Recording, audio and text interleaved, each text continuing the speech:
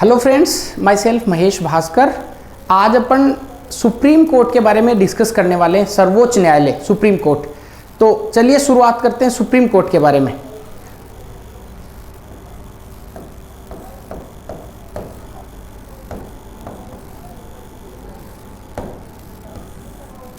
देखिए, supreme court है, इसका उल्लेख संविधान के पार्ट 5 में किया गया है। ये बेसिक बात है जो आपको आ रही है, फिर भी थोड़ी सी इसके बारे में चर्चा कर लेते हैं। पार्ट 5,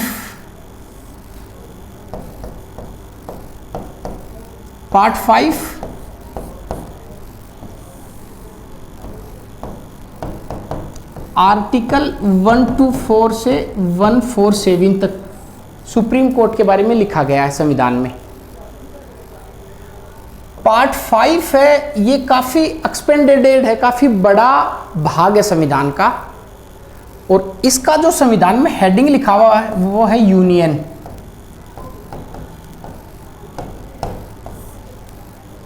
और यहां पे यूनियन का मतलब यूनियन गवर्नमेंट से लिया गया है, यूनियन गवर्नमेंट।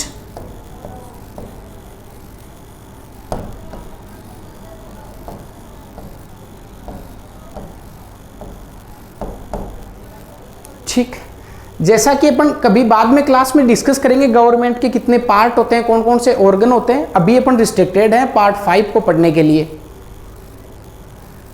पार्ट 5 जो कॉन्स्टिट्यूशन का है, जैसा कि मैंने बताया, काफ़ी एक्सपेंडेड है, काफ़ी बड़ा है। इसमें 5 अध्याय हैं, 5 चैप्टर हैं। तो पार्ट 5 कितने चैप्टर में डिवाइड किया गया है? 5 चैप्टर में। उन 5 चैप्टर के बारे में थोड़ा सा ब्रीफ में आपको मैं बता देता हूँ। उसमें जो चैप्टर नंबर 1 है, चैप्टर नंबर 1 है, ये एग्जीक्यूटिव से जुड़ा हुआ है। एग्जीक्यूटिव, कौन सी एग्जीक्यूटिव? सेंटर की एग्जीक्यूटिव, सेंटर की कार्यपालिका। इसके लिए जो कॉन्स्टिट्यूशन में आर्टिकल फिक्स किए हैं, जो कि पार्ट 5 चर्चा कर रहे हैं, तो पार्ट 5 जो है वो टोटल आर्टिकल 52 से 151 तक है। इसकी पूरी अपन चर्चा नहीं करेंगे, अपन अभी सुप्रीम कोर्ट पर फोकस करेंगे। थोड़ा ब्रीफ आप जान लीजिए। सुप्रीम कोर्ट पार्ट 5 में लिखा गया है। पार्ट 5 काफ़ी एक्सपेंडेड है, काफ़ी बड़ा है। इसमें खुद में 5 चैप्टर हैं, 5 अध्याय हैं पार्ट 5 में। पहला जो चैप्टर है वो एग्जीक्यूटिव के बारे में है। कौन सी एग्जीक्यूटिव? यूनियन की एग्जीक्यूटिव। इसके लिए जो आर्टिकल फिक्स किए हैं, ये 52 से 78 तक कॉन्स्टिट्यूशन में लिखा गया है एग्जीक्यूटिव के बारे में। क्या क्या आएगा एग्जीक्यूटिव में? प्रेसिडेंट आएंगे, वाइस प्रेसिडेंट आएंगे, प्राइम मिनिस्टर आएंगे, काउंसिल ऑफ मिनिस्टर आएगी और अटॉर्नी जनरल आएगा। बाद में कभी चर्चा करेंगे। सेकंड जो पार्ट है ये लेजिस्लेचर के बारे में है। लेजिस्लेचर,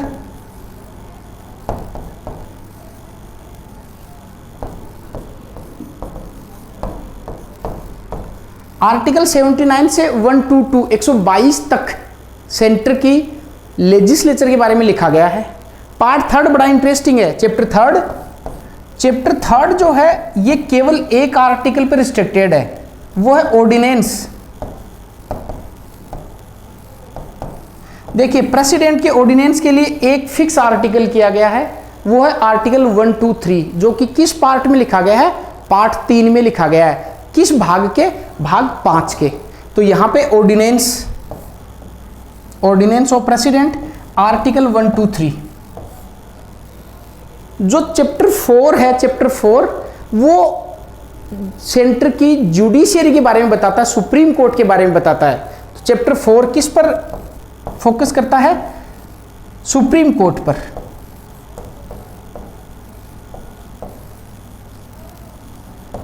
किस आर्टिकल में है? ऊपर मेंशन किया हुआ है 124 से 147 तक। Getting my point?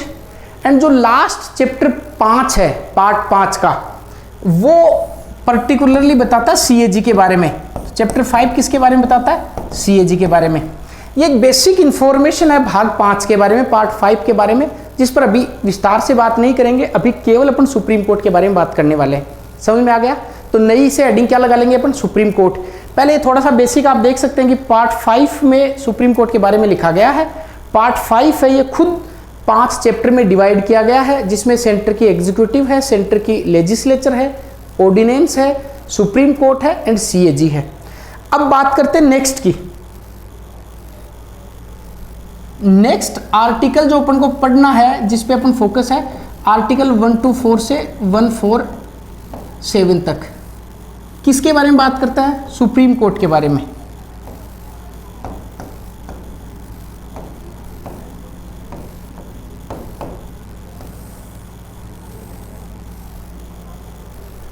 देखिए अभी जो अपन सुप्रीम कोर्ट पढ़ने जा रहे हैं, डायरेक्ट आर्टिकल 124 से अपन अभी पढ़ना शुरू नहीं करेंगे। सुप्रीम कोर्ट का हिस्ट्री क्या है इंडिया में, सबसे पहले उसको जानेंगे, और दूसरा अपन जानेंगे कि जुडिशियरी की इंडिया में कैरेक्टरिस्टिक्स क्या क्या है, विशेषताएं क्या क्या हैं। तो इसको अपन 2 पार्ट में डिवाइड करके पढ़ सकते हैं, बल्कि 3 पार्ट बना सकते हैं इसका 2 की बजाय, ताकि आर्टिकल भी साथ में आ जाए। सुप्रीम कोर्ट के बारे में जब हम पढ़ेंगे, सबसे पहले देखेंगे इंडिया में जुडिशियरी का स्ट्रक्चर कैसा है। तो सबसे पहले अपने इंडिया में जुडिशियरी का स्ट्रक्चर देखेंगे।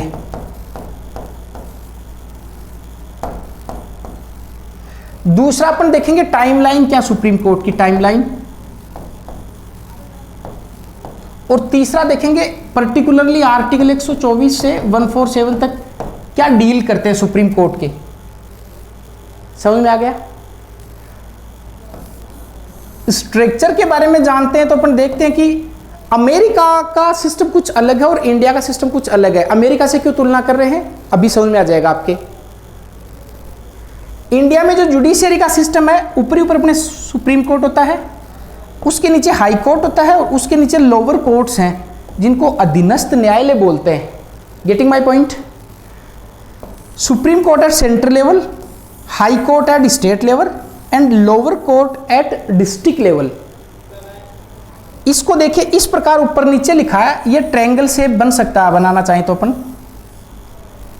इसका मतलब ये है कि इंडिया में जो जुडिशियरी है वो इंटीग्रेटेड जुडिशियरी है। ये क्वेश्चन पूछा जा सकता है एग्जाम में कि इंडियन जुडिशियरी की एक प्रोमिनेंट विशेषता क्या है, प्रोमिनेंट कैरेक्टरिस्टिक्स क्या है। वो पहली विशेषता है कि इंडिया में जुडिशियरी का जो स्ट्रक्चर है वो इंटीग्रेटेड है, ऊपरी ऊपर supreme court, then high court and then lower court.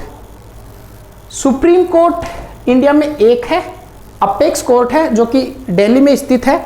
इसके लिए भी संविधान में पर्टिकुलर आर्टिकल 103 लिखा गया है। अपन विस्तार से बात करेंगे कि सुप्रीम कोर्ट दिल्ली में ही होगा, क्या ऐसा फिक्स है क्या? जी ऐसा फिक्स है, चूंकि आर्टिकल 130 में इस बात का मेंशन किया हुआ है। ये यूपीएससी 2018 का क्वेश्चन भी है प्री का, कि कौन सा आर्टिकल है, या आर्टिकल क्या फिक्स करता है क्या कि सुप्रीम कोर्ट कहां पे स्थित होगा। The seat of supreme court will be Delhi, ये लिखा हुआ आर्टिकल में। तो एक सुप्रीम कोर्ट है, आर्टिकल 130 में लिखा गया ये बात कि दिल्ली में होगा। प्रत्येक स्टेट के लिए एक हाई कोर्ट होगा, पर ऐसा है नहीं, क्योंकि कईयों के लिए कॉमन हाई कोर्ट भी है। हाई कोर्ट में अपन इसमें चर्चा करेंगे। हाई कोर्ट स्टेट लेवल पर होते हैं, और एट प्रेजेंट इंडिया में ऐसे आप लिखें तो थोड़ा ठीक है, 3, 1 एंड 21, 21 + 3 + 1, टोटल हाई कोर्ट की संख्या कितनी हो गई? 25। इसके बारे में अपन बात करेंगे आगे। और लोअर कोर्ट्स जो होते हैं, अधीनस्थ जो न्यायालय होते हैं, ये कई प्रकार के होते हैं। चूंकि जिला स्तर पर होते हैं, इसलिए जिले में विभिन्न मामलों को डील करने के लिए विभिन्न प्रकार के लोअर कोर्ट्स बनाए गए हैं। जैसे मान लेते हैं क्रिमिनल मामला हुआ, क्रिमिनल, उसके लिए सेशन न्यायालय बनाया गया है जिले में। मान लेते हैं कोई सिविल सूट हुआ प्रॉपर्टी को लेकर, उसके लिए डिस्ट्रिक्ट कोर्ट है। ये जनरली एक ही जगह स्थित होते हैं, इनके लिए एक ही न्यायाधीश होते हैं। लोअर कोर्ट के बारे में अपन बात करेंगे तो इस पर भी विस्तार से चर्चा करेंगे। एक रेवेन्यू कोर्ट्स और होते हैं, राजस्व न्यायालय, रेवेन्यू मामलों से, जो एग्रीकल्चर लैंड है उनसे डील करने के लिए रेवेन्यू कोर्ट है, ये भी डिस्ट्रिक्ट लेवल पे होते हैं। एक होते हैं मेट्रोपॉलिटन कोर्ट, ये कोर्ट वहां पे होते हैं जहां पर महानगर का एरिया होता है। मेट्रोपॉलिटन एरिया के लिए मेट्रोपॉलिटन कोर्ट होते हैं। इसके बारे में अपन क्यों बात कर रहे हैं, अभी ज़्यादा नहीं करेंगे, क्योंकि अपन को एक बार स्ट्रक्चर देखना है जुडिशियरी का, तो शायद आपके समझ में आ गया होगा। एक कीवर्ड आप लिख सकते हैं, इंटीग्रेटेड जुडिशियरी। इंटीग्रेटेड जुडिशियरी,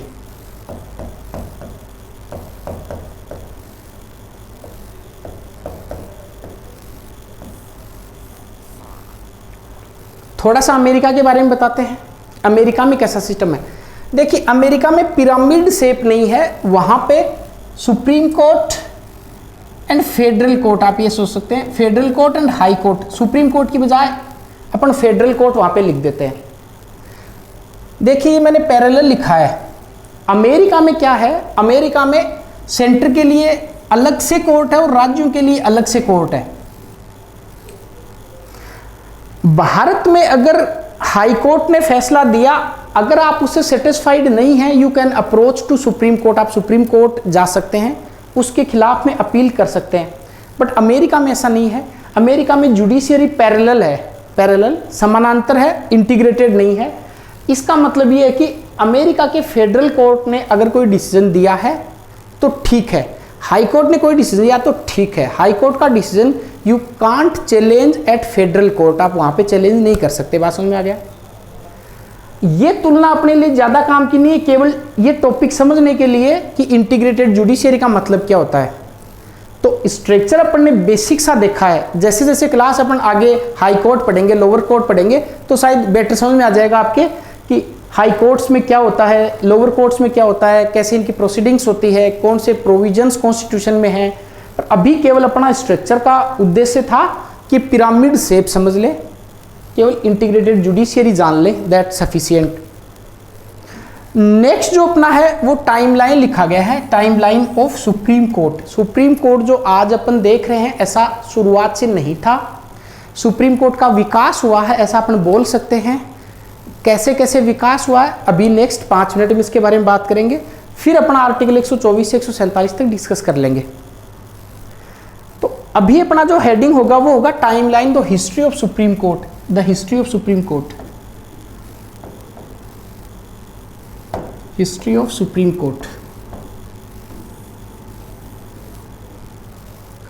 देखिए सबसे पहले इंडिया में 1773 का एक रेगुलेटिंग एक्ट पास किया था। थोड़ा सा हिस्ट्री में चलते हैं ताकि बेटर समझ में आए कि सुप्रीम कोर्ट आज जो है वो कैसे बना है।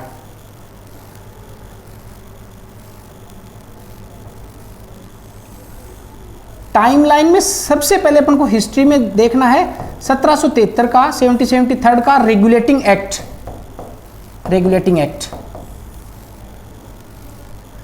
इस रेगुलेटिंग एक्ट में एक प्रोविजन किया गया था कि सुप्रीम कोर्ट का इस्टेब्लिशमेंट किया जाएगा। देखिए मैं नाम सुप्रीम कोर्ट बोल रहा हूं, असल मायने में वो सुप्रीम कोर्ट नहीं था, पर अभी केवल लिखने के लिए इस एक्ट में एक प्रोविजन किया गया। और भी बहुत सारे प्रोविजन थे पर इसमें एक प्रोविजन था कोलकाता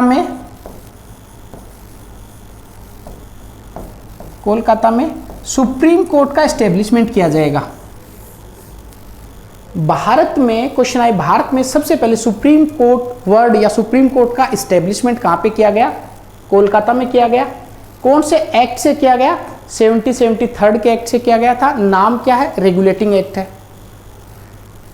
इस्टेब्लिशमेंट कब हुआ? 1774 में। इसमें आप डोंट गेट कंफ्यूजन कि एक्ट 1773 का है एंड इस्टेब्लिशमेंट 1774 में। ये इंटरेस्टिंग है कोर्ट, नाम सुप्रीम कोर्ट है पर रियल मीनिंग में सुप्रीम कोर्ट नहीं है। इस सुप्रीम कोर्ट में 1+3 जजेस थे, एक चीफ जज और 3 प्यूनी जजेज। जो अतिरिक्त जज होते हैं उनको प्यूनी जजेज बोलते हैं लॉ की लैंग्वेज में। प्यूनी जजेज 3 न्यायाधीश, एक मुख्य न्यायाधीश। मुख्य न्यायाधीश चीफ जस्टिस का नाम एक बार यूपीपीसी है जो उत्तर प्रदेश में लगती है उसमें पूछा गया, एलिजन एम्पे नाम था इनका। चीफ जस्टिस का नाम क्या? एलिजन एम्पे था, एलिजन एम्पे। 3 अदर जजेस थे, इनका नाम वैसे आपको याद रखने की जरूरत नहीं है। एक हाइड है, एक चेंबर है, एक लिंगमेंटेंस है। 3 नाम है, HCL से इनको याद करते हैं पर अभी जरूरत है नहीं इसको याद करने की।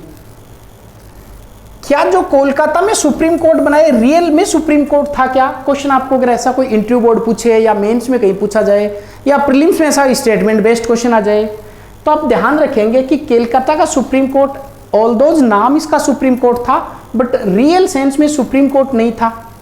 क्यों नहीं था? क्योंकि इस सुप्रीम कोर्ट के अगेंस्ट में आप अपील प्रिवी काउंसिल में कर सकते हो। प्रिवी काउंसिल, प्रिवी काउंसिल, ये प्रिवी काउंसिल ब्रिटेन में स्थित थी। सुप्रीम कोर्ट ने जैसे कोई फैसला दिया आप उसे संतुष्ट नहीं हैं तो आप प्रिवी काउंसिल में चले जाएंगे, वहाँ पे अपील कर देंगे इस सुप्रीम कोर्ट के अगेंस्ट में।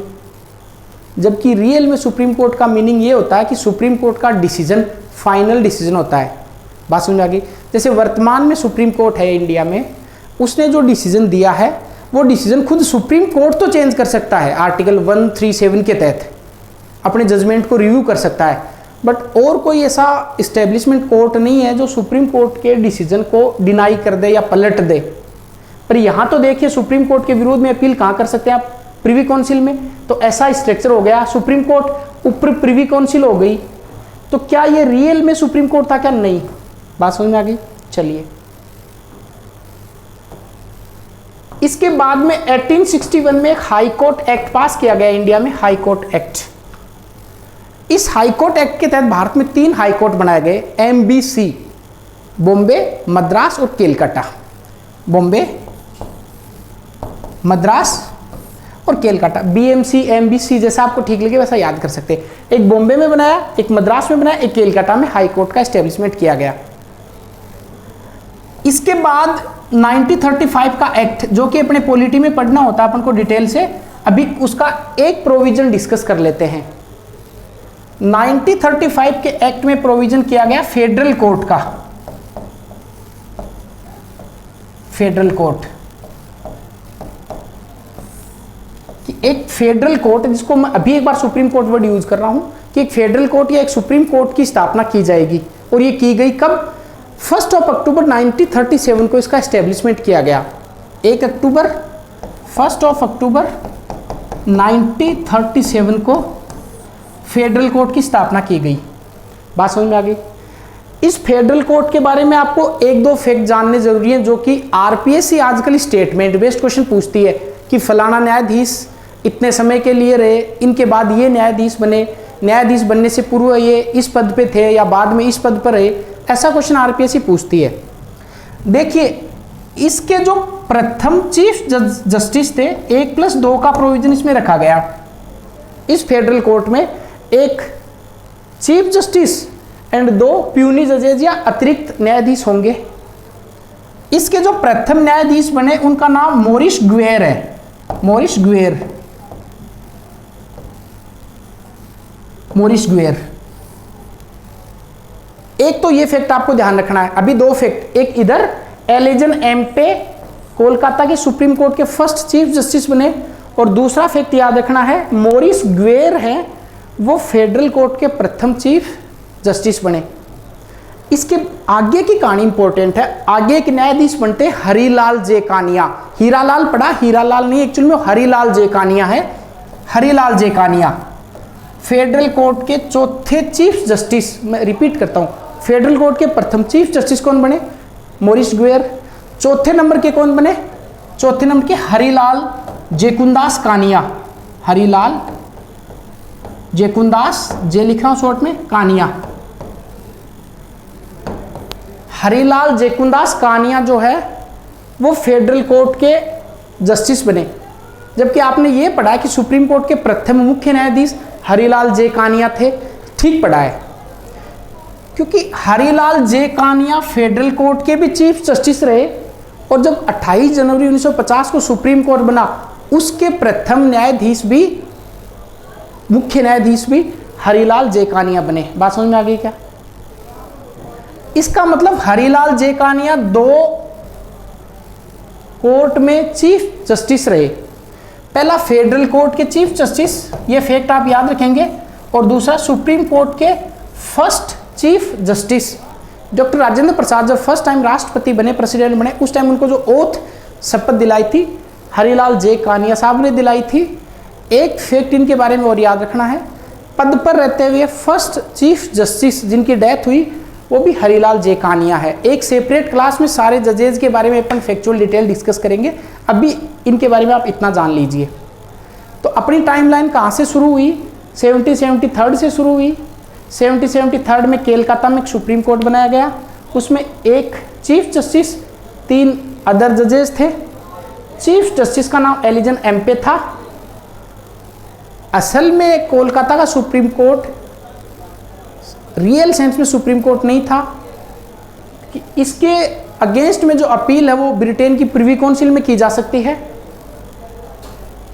1861 में high court act were passed. Bombay, Madras and Calcutta 3 high court was established through this high court act. Then according to 1935 act, in 1st of October 1937 a federal court was established in 1937 and Harilal Jekania was the chief justice of the federal court, number 4th. Harilal Jekania, the person who hold the post of chief justice in federal court as well as chief justice in supreme court. Doctor Rajendra Prasad को first time oath administered किसने करी थी? हरिलाल जेकानिया में, और post पे during the post इनकी death हो गई थी। टाइमलाइन इतनी ही है सुप्रीम कोर्ट की। अभी अगली जो इंपॉर्टेंट बात है वो ये कि आज का अपना सुप्रीम कोर्ट कब बना, इसका इस्टेब्लिशमेंट कब किया गया। नेक्स्ट पेज पे इसके बारे में बात करते हैं। जो प्रेजेंट सुप्रीम कोर्ट है, प्रेजेंट सुप्रीम कोर्ट,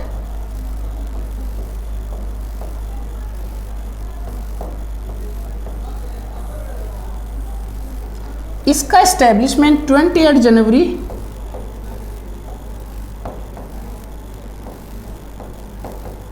1950 में हुआ। ध्यान रहेगा ये फैक्ट आपको। 28 जनवरी 1950 को प्रेजेंट सुप्रीम कोर्ट का एस्टेब्लिशमेंट किया गया। तो टाइमलाइन में सबसे पहले रेगुलेटिंग एक्ट आया, उसके बाद में हाई कोर्ट एक्ट 1861 आया, उसके बाद में 1935 का एक्ट, फेडरल कोर्ट 1937 के इस्टेब्लिशमेंट हुआ, उसके बाद में 28 जनवरी 1950 को सुप्रीम कोर्ट, जो प्रेजेंट सुप्रीम कोर्ट है, उसका एस्टेब्लिशमेंट किया गया। ओके, अपना जो फोकस है आज का वो आर्टिकल 124 से 147 है, जो कि प्राइमरीली फोकस किस पर करता है? सुप्रीम कोर्ट पर कंप्लीटली। इसका मीन ये है 124 से 147 तक जब अपन आर्टिकल पढ़ेंगे तो आर्टिकल वाइज पढ़ाऊंगा मैं, जो कि ओरिजिनल कॉन्स्टिट्यूशन में जो आर्टिकल लिखे गए हैं, आर्टिकल की शब्द से जो लिटरल क्या लिखा हुआ आर्टिकल में, उसके अकॉर्डिंग अपन चलेंगे, ताकि आपके घोच पोच नहीं हो। आर्टिकल 124, 125, 126, 127 इस प्रकार अपन आर्टिकल वाइज चलते चलेंगे, ताकि आपके एक बेटर अंडरस्टैंडिंग आ जाए। और आजकल एग्जामिनर का जो फोकस है वो शब्द से संविधान में क्या लिखा गया है, आर्टिकल पर फोकस है, उसकी चर्चा अपन करते चलेंगे। आर्टिकल 124 सब कुछ कहता है जो सुप्रीम कोर्ट के लिए जरूरी है।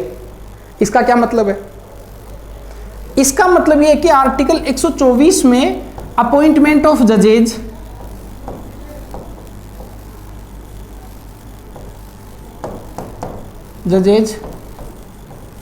देखिए मैं जजेज वर्ड यूज कर रहा हूं, मैं चीफ जस्टिस वर्ड यूज नहीं कर रहा हूं। इसका क्या मतलब है? चीफ जस्टिस का अपॉइंटमेंट कैसे किया जाएगा, कॉन्स्टिट्यूशन इस पर साइलेंट है, बात करेंगे अभी आगे। सुप्रीम कोर्ट में नंबर कितना होगा जजेज का? नंबर सीजीआई प्लस प्यूनी जजेज या अदर जजेज,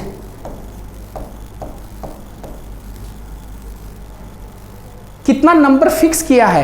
कॉन्स्टिट्यूशन ने 1+7 फिक्स किया है, अभी वर्तमान में कितना है, यही क्यों लिखा गया है, अमेंडमेंट क्यों नहीं किया गया, अभी चर्चा करते हैं।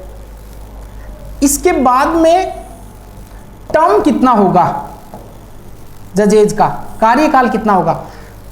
टर्म एज सच कुछ लिखा नहीं है संविधान में, इस पर भी बात करते हैं अपन। जजेज की क्वालिफिकेशन क्या होगी?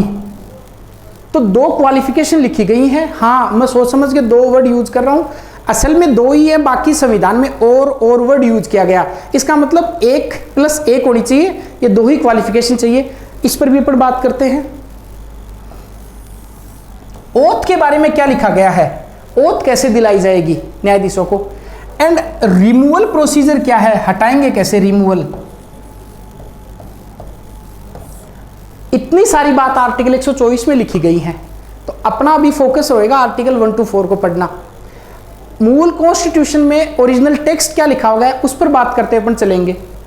तो सुप्रीम कोर्ट का सबसे पहले अपन ने इंडियन जुडिशियरी का स्ट्रक्चर थोड़ा सा देखा, उसके बाद में सुप्रीम कोर्ट का इवोल्यूशन किस प्रकार हुआ वो देखा। अब अपन आर्टिकल वाइज चलते चलेंगे, आर्टिकल में क्या लिखा गया प्राइमरीली 124 से लेके 147 तक। मैंने बताया आर्टिकल 124 में सब कुछ लिखा गया है। सब कुछ का मतलब अपॉइंटमेंट कैसे किया जाएगा जजेज का नंबर कितना होगा, टर्म कितना होगा, क्वालिफिकेशन क्या होगी, ओथ क्या होगी, इनको रिमूव कैसे किया जाएगा, सारा सब कुछ डिटेल लिखी गई है। Getting my point. एक एक पर चर्चा करते हैं। सबसे पहले नंबर पर बात करते हैं। देखिए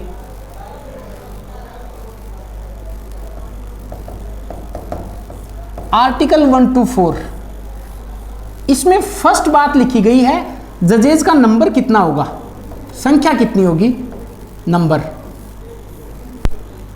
देखिए ओरिजिनल कॉन्स्टिट्यूशन में लिखा गया 1+7, 1+7। इसका मतलब यह है एक चीफ जस्टिस होंगे और 7 अतिरिक्त न्यायाधीश होंगे। यह बात ओरिजिनल कॉन्स्टिट्यूशन में लिखी गई है। पर चूंकि आपको ये बात पता है कि अभी तो ये संख्या है नहीं, अभी तो ये संख्या इंक्रीज होकर कितना हो गई 1+33, जो कि 2019 में हो गया 34 number total. 1 chief justice and 33 puisne जजेज या एडिशनल अतिरिक्त जज या अन्य न्यायाधीश, सॉरी अतिरिक्त नहीं न्यायाधीश। 124 नंबर 1+7 का संख्या है जो कॉन्स्टिट्यूशन में लिखी गई है, एंड 1+33 1 चीफ जस्टिस एंड 33 जजेज। इसका मतलब ये नंबर क्या हो गया, इंक्रीज हो गया।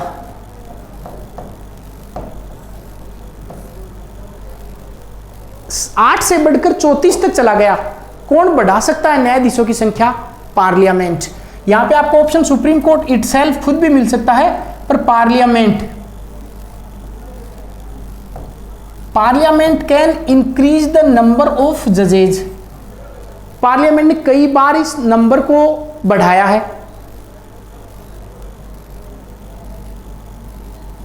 इंपॉर्टेंट क्वेश्चन यह है कि क्या पार्लियामेंट जजेज की संख्या इंक्रीज करेगी तो उसे कॉन्स्टिट्यूशन में अमेंडमेंट समझा जाएगा या नहीं समझा जाएगा। देखिए प्राइमा फेसिया अपन को ऐसा लगता है कि आर्टिकल 124 में संख्या लिखी गई है और इस संख्या को चेंज करेंगे तो आर्टिकल 124 अमेंड हो जाएगा, बट ये गलत है।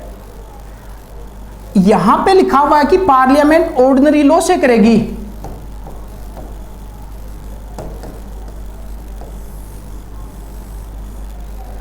ऑर्डिनरी लॉ का मतलब है कि साधारण कानून से संसद संविधान में संशोधन कर सकती, संविधान में संशोधन करने की जरूरत नहीं है। ऑर्डिनरी लॉ से पार्लियामेंट जजेज की संख्या में वृद्धि कर सकती है। बात समझ में आ गया क्या?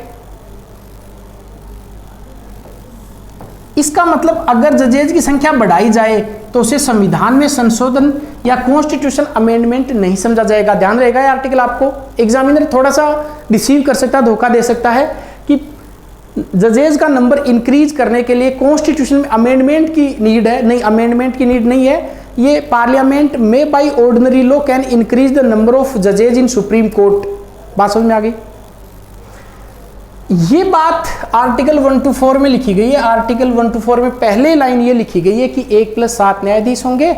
न्यायाधीशों की संख्या वर्तमान में 133 है। ये संविधान में नहीं लिखी गई है संख्या, संविधान में केवल ये संख्या लिखी गई है।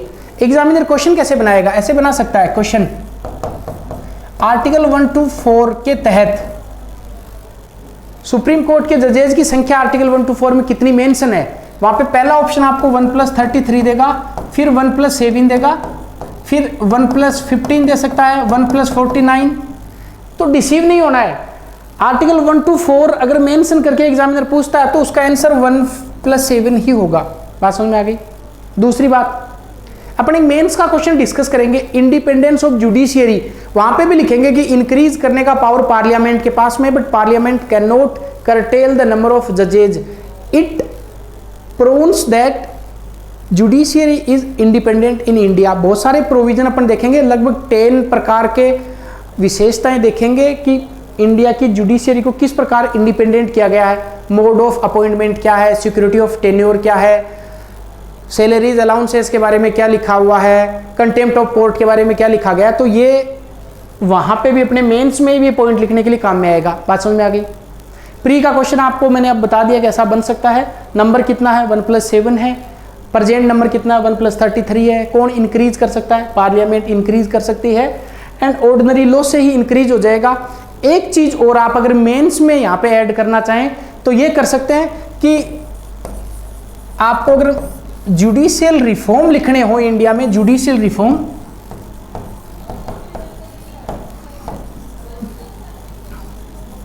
तो ये फैक्ट डाला जा सकता है।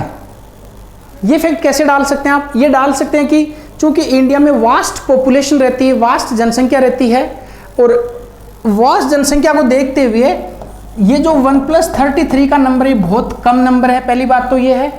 और दूसरा, सुप्रीम कोर्ट में हाल ही एक रिसेंटली एक रिपोर्ट है, मैं उसका नाम भूल रहा हूँ, judicial reform law commission report, कुछ इस प्रकार की रिपोर्ट है, उसमें लिखा हुआ था कि 1.64 करोड़ केसेस पेंडिंग है सुप्रीम कोर्ट और हाई कोर्ट में मिलाकर। तो आप ये कह सकते हैं कि इन नंबर को इंक्रीज करना चाहिए। इसके लिए पार्लियामेंट को कोई कॉन्स्टिट्यूशन अमेंडमेंट की जरूरत तो है नहीं, इसलिए पार्लियामेंट को टाइम पर सुप्रीम कोर्ट के जजेस की संख्या इंक्रीज करनी चाहिए, एज ऑफ रिटायरमेंट को इंक्रीज करना चाहिए। ये जुडिशियल रिफॉर्म पर लिख सकते हैं, वहाँ पे काफ़ी एग्जामिनर को ये चीज़ें आप ठीक लगती है जब आर्टिकल का हवाला देके लिखते हैं तो। क्लियर? ये बात लिखी गई आर्टिकल 124 के एक पार्ट का अपन ने बात करी है। अगली बात देखेंगे अपॉइंटमेंट ऑफ जजेज।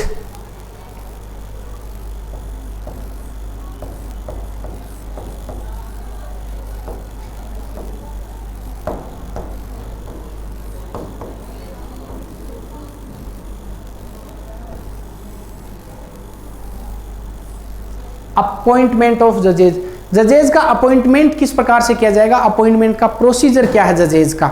ठीक है, देखिए ये इंटरेस्टिंग है जानना, दो प्रकार से जरूरी है ये। पहला तो ये कि प्रीलिम्स में तो क्वेश्चन बनेगा ही बनेगा, साथ में एक क्वेश्चन मेंस में भी बन सकता है। 50 वर्ड में पूछेगा जजेज के अपॉइंटमेंट पर टिप्पणी कीजिए, comment on the appointment of जजेज in India in supreme court, ऐसा बना सकता है। दूसरा, मेंस में एक पॉइंट आपको लिखना है, जजेज के अपॉइंटमेंट में जो प्रोसीजर है उसमें एग्जीक्यूटिव का काफ़ी रोल है प्रेजेंट में, तो ये इंडिपेंडेंस ऑफ जुडिशियरी को हार्म करता कहीं न कहीं। ये हिंदी में बोल के बताता हूँ आपको कि सुप्रीम कोर्ट में जजेज का जो अपॉइंटमेंट होता है उसमें कार्यपालिका की भूमिका रोल होता है, और कार्यपालिका का रोल कहीं न कहीं separation of executive from judiciary को हार्म करता है। यहाँ पे आप मेंस में भी एक पॉइंट डाल सकते हैं। ये शुरू का पार्ट करने के बाद अपने एक मेंस का क्वेश्चन डिस्कस करेंगे, उसमें मैं सारी चीजें आपको क्लब करके बताऊंगा कि कैसे लिखते हैं। अपॉइंटमेंट ऑफ जजेज, देखिए यहां पे मैंने जजेज वर्ड लिखा है, इसका मतलब न्यायाधीशों की नियुक्ति लिखी गई है, वहां पे मुख्य न्यायाधीश की नियुक्ति नहीं लिखी गई है। पहली बात तो आप ये, सीजीआई की नियुक्ति कैसे होगी, क्या होगा, इस पर कॉन्स्टिट्यूशन साइलेंट है, मौन है। यस, आप इस फैक्ट को ध्यान रखेंगे। यहां पे जजेज वर्ड यूज किया गया है। फिर भी थोड़ा समझने के लिए समझते हैं कि आर्टिकल में क्या लिखा गया 124 में। यहां पे लिखा गया है कि जजेज का अपॉइंटमेंट, और दूसरा सीजीआई के बारे में यहां पे क्या मेंशन किया गया है। अपॉइंटमेंट पर कॉन्स्टिट्यूशन कुछ खास नहीं बताता सीजीआई के, पर फिर भी चर्चा करते हैं। देखिए अपॉइंटमेंट ऑफ जजेज में जजेज का अपॉइंटमेंट कैसे किया जाता है और सीजीआई का अपॉइंटमेंट कैसे किया जाता है। देखिए एक बात लिखी गई है यहां पे, वो ये है कि जजेज का जो अपॉइंटमेंट है वो प्रेसिडेंट के द्वारा किया जाएगा।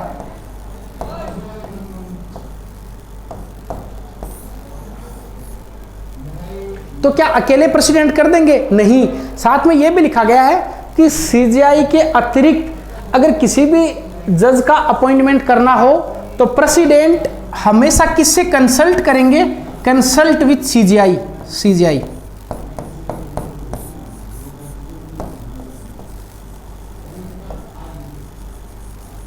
और इस कंसल्ट वर्ड को लेकर काफी बवाल हुआ, 4 केसेस हुए, फर्स्ट जज केस, सेकंड जज केस, थर्ड जज केस एंड 4 जजेस केस।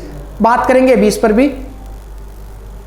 रिपीट करता हूं, अपॉइंटमेंट ऑफ जजेज में जजेज का अपॉइंटमेंट कैसे होगा, सीजीआई का अपॉइंटमेंट कैसे होगा। इसमें केवल एक लाइन ये लिखी गई है, प्रेसिडेंट। पहली बात तो कि प्रेसिडेंट के द्वारा अपॉइंटमेंट होगा, एक बात तो आपको यह ध्यान रखनी है। दूसरी यहां पे ये लिखा गया कि प्रेसिडेंट अपॉइंटमेंट करते टाइम सुप्रीम कोर्ट और हाई कोर्ट, में हाई कोर्ट देखिए वर्ड यूज कर रहा हूं, यहां पे यूपीएससी आरपीएससी आपको स्टेटमेंट में फंसा सकता है। सीजीआई की अगर अपॉइंटमेंट करना हो तो करेंगे प्रेसिडेंट, अदर जजेज का अपॉइंटमेंट करना हो तो करेंगे प्रेसिडेंट, ये बात समझ में आ गई। राष्ट्रपति मुख्य न्यायाधीश का अपॉइंटमेंट करते टाइम सुप्रीम कोर्ट और हाई कोर्ट के उन जजेज से कंसल्ट करेंगे जो कि वो डेम्स नेसेसरी समझते हैं। इसका मतलब ये है कि सीजीआई की नियुक्ति करेंगे तो प्रेसिडेंट ही, पर सुप्रीम कोर्ट और हाई कोर्ट के ऐसे जजेज, ये यहाँ पे हाई कोर्ट लिखा गया है, अपन एग्जाम में क्या ऐसे फैक्ट को काट देते हैं कि नहीं हाई कोर्ट तो नहीं होगा, हाई कोर्ट लिखा हुआ है। हाई कोर्ट और सुप्रीम कोर्ट के ऐसे जज जिनको प्रेसिडेंट जरूरी समझे, नेसेसरी समझे, उनसे कंसल्ट करेगा। बस इतना ही है लिखा हुआ, समझ में आ गया। खिचड़ी नहीं बनाना है। अपॉइंटमेंट ऑफ जजेज, न्यायाधीशों की नियुक्ति कैसे होगी? पहली बात, जजेज की नियुक्ति कैसे होगी और सीजीआई की नियुक्ति कैसे होगी, अपने अलग अलग लिख लिया। मुख्य न्यायाधीश की नियुक्ति में क्या लिखा हुआ है और न्यायाधीशों की नियुक्ति के लिए क्या लिखा गया है। मुख्य न्यायाधीश की नियुक्ति के लिए लिखा गया कि प्रेसिडेंट करेंगे, सुप्रीम कोर्ट और हाई कोर्ट के न्यायाधीशों से कंसल्ट करने के बाद जो वो जरूरी समझे, इतना लिखा गया है। एंड न्यायाधीशों की नियुक्ति प्रेसिडेंट करेंगे, कंसल्ट किससे की जाएगी? सीजीआई से। यहां पे मुख्य न्यायाधीश लिखा गया है। बात समझ में आ गई? ये कंसल्ट वर्ड है, इस पर लेके बड़ा विवाद है। देखिए इस कंसल्ट वर्ड पर, इसको लेकर 4 केस हुए, चारों आपको समझने। थोड़ा सा ट्रिकी होता जा रहा, पर आप समझिए इसको, एक बेटर अंडरस्टैंडिंग के लिए समझना जरूरी है। देखिए कंसल्ट वर्ड लिखा गया था 1950 जब कॉन्स्टिट्यूशन लागू हुआ, तब से कंसल्ट वर्ड लिखा गया है। कंसल्ट का मतलब होता है आपसी विचार विमर्श करना। प्रेसिडेंट किसको न्यायाधीश नियुक्त करेंगे, उससे पहले सीजीआई से पूछेंगे कि किसको नियुक्त करना है। सीजीआई किसी का नाम बताएं, प्रेसिडेंट माने कि नहीं माने के, तो प्रेसिडेंट पर डिपेंड है, क्योंकि केवल कंसल्ट वर्ड लिखा गया है। इस कंसल्ट वर्ड को डिफाइन करने के लिए सुप्रीम कोर्ट में केस हुआ। वो केस तो एक्चुअल में न्यायाधीशों का ट्रांसफर से जुड़ा हुआ था, पर उसमें इंटरप्रेट इस वर्ड को भी किया गया। केस का नाम है फर्स्ट जजेज case, SP Gupta versus Union of India, 1982।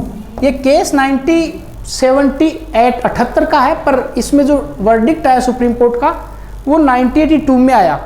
और सुप्रीम कोर्ट ने बड़ा इंटरेस्टिंगली क्या कहा कि ये जो कंसल्ट वर्ड लिखा है ये ओनली कंसल्ट है। इसका मतलब क्या हुआ? इसका मतलब हुआ ओनली कंसल्ट।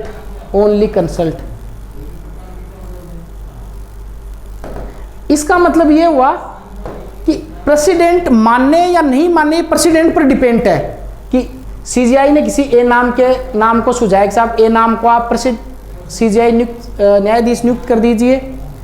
प्रेसिडेंट को लगा कि नहीं, मुझे किसी और को करना है, तो ये माने या नहीं माने, ये बात इस केस में कही एसपी गुप्ता में कि कंसल्ट का मतलब एक्सचेंज ऑफ व्यूज है, केवल माने या नहीं माने टोटली डिपेंड ऑन प्रेसिडेंट है। बात समझ में आ गई?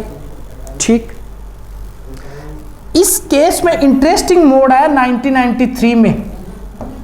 1993 में सेकेंड जज केस हुआ। इसको फर्स्ट जजेज केस के नाम से जाना जाता है, इसको सेकेंड जजेज केस के नाम से, सेकेंड जजेज केस।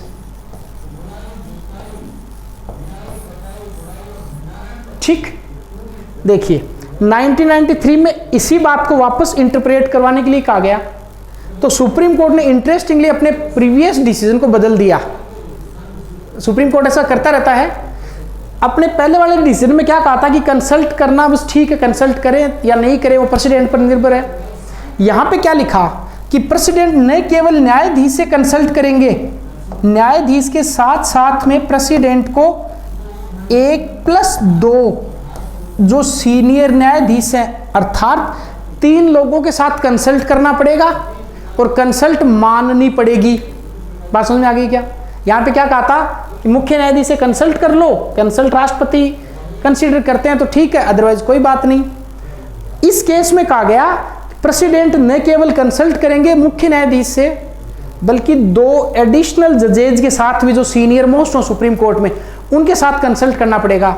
रिसेंटली आरपीएससी ने एक एग्जाम में पूछा कि कॉलेजियम सिस्टम कब से एस्टेब्लिशमेंट हुआ, तो देखिए ये 3 जो जजों का सिस्टम है, इसी को कॉलेजियम बोला गया। कब आया? 1993 में। बात समझ में आ गई?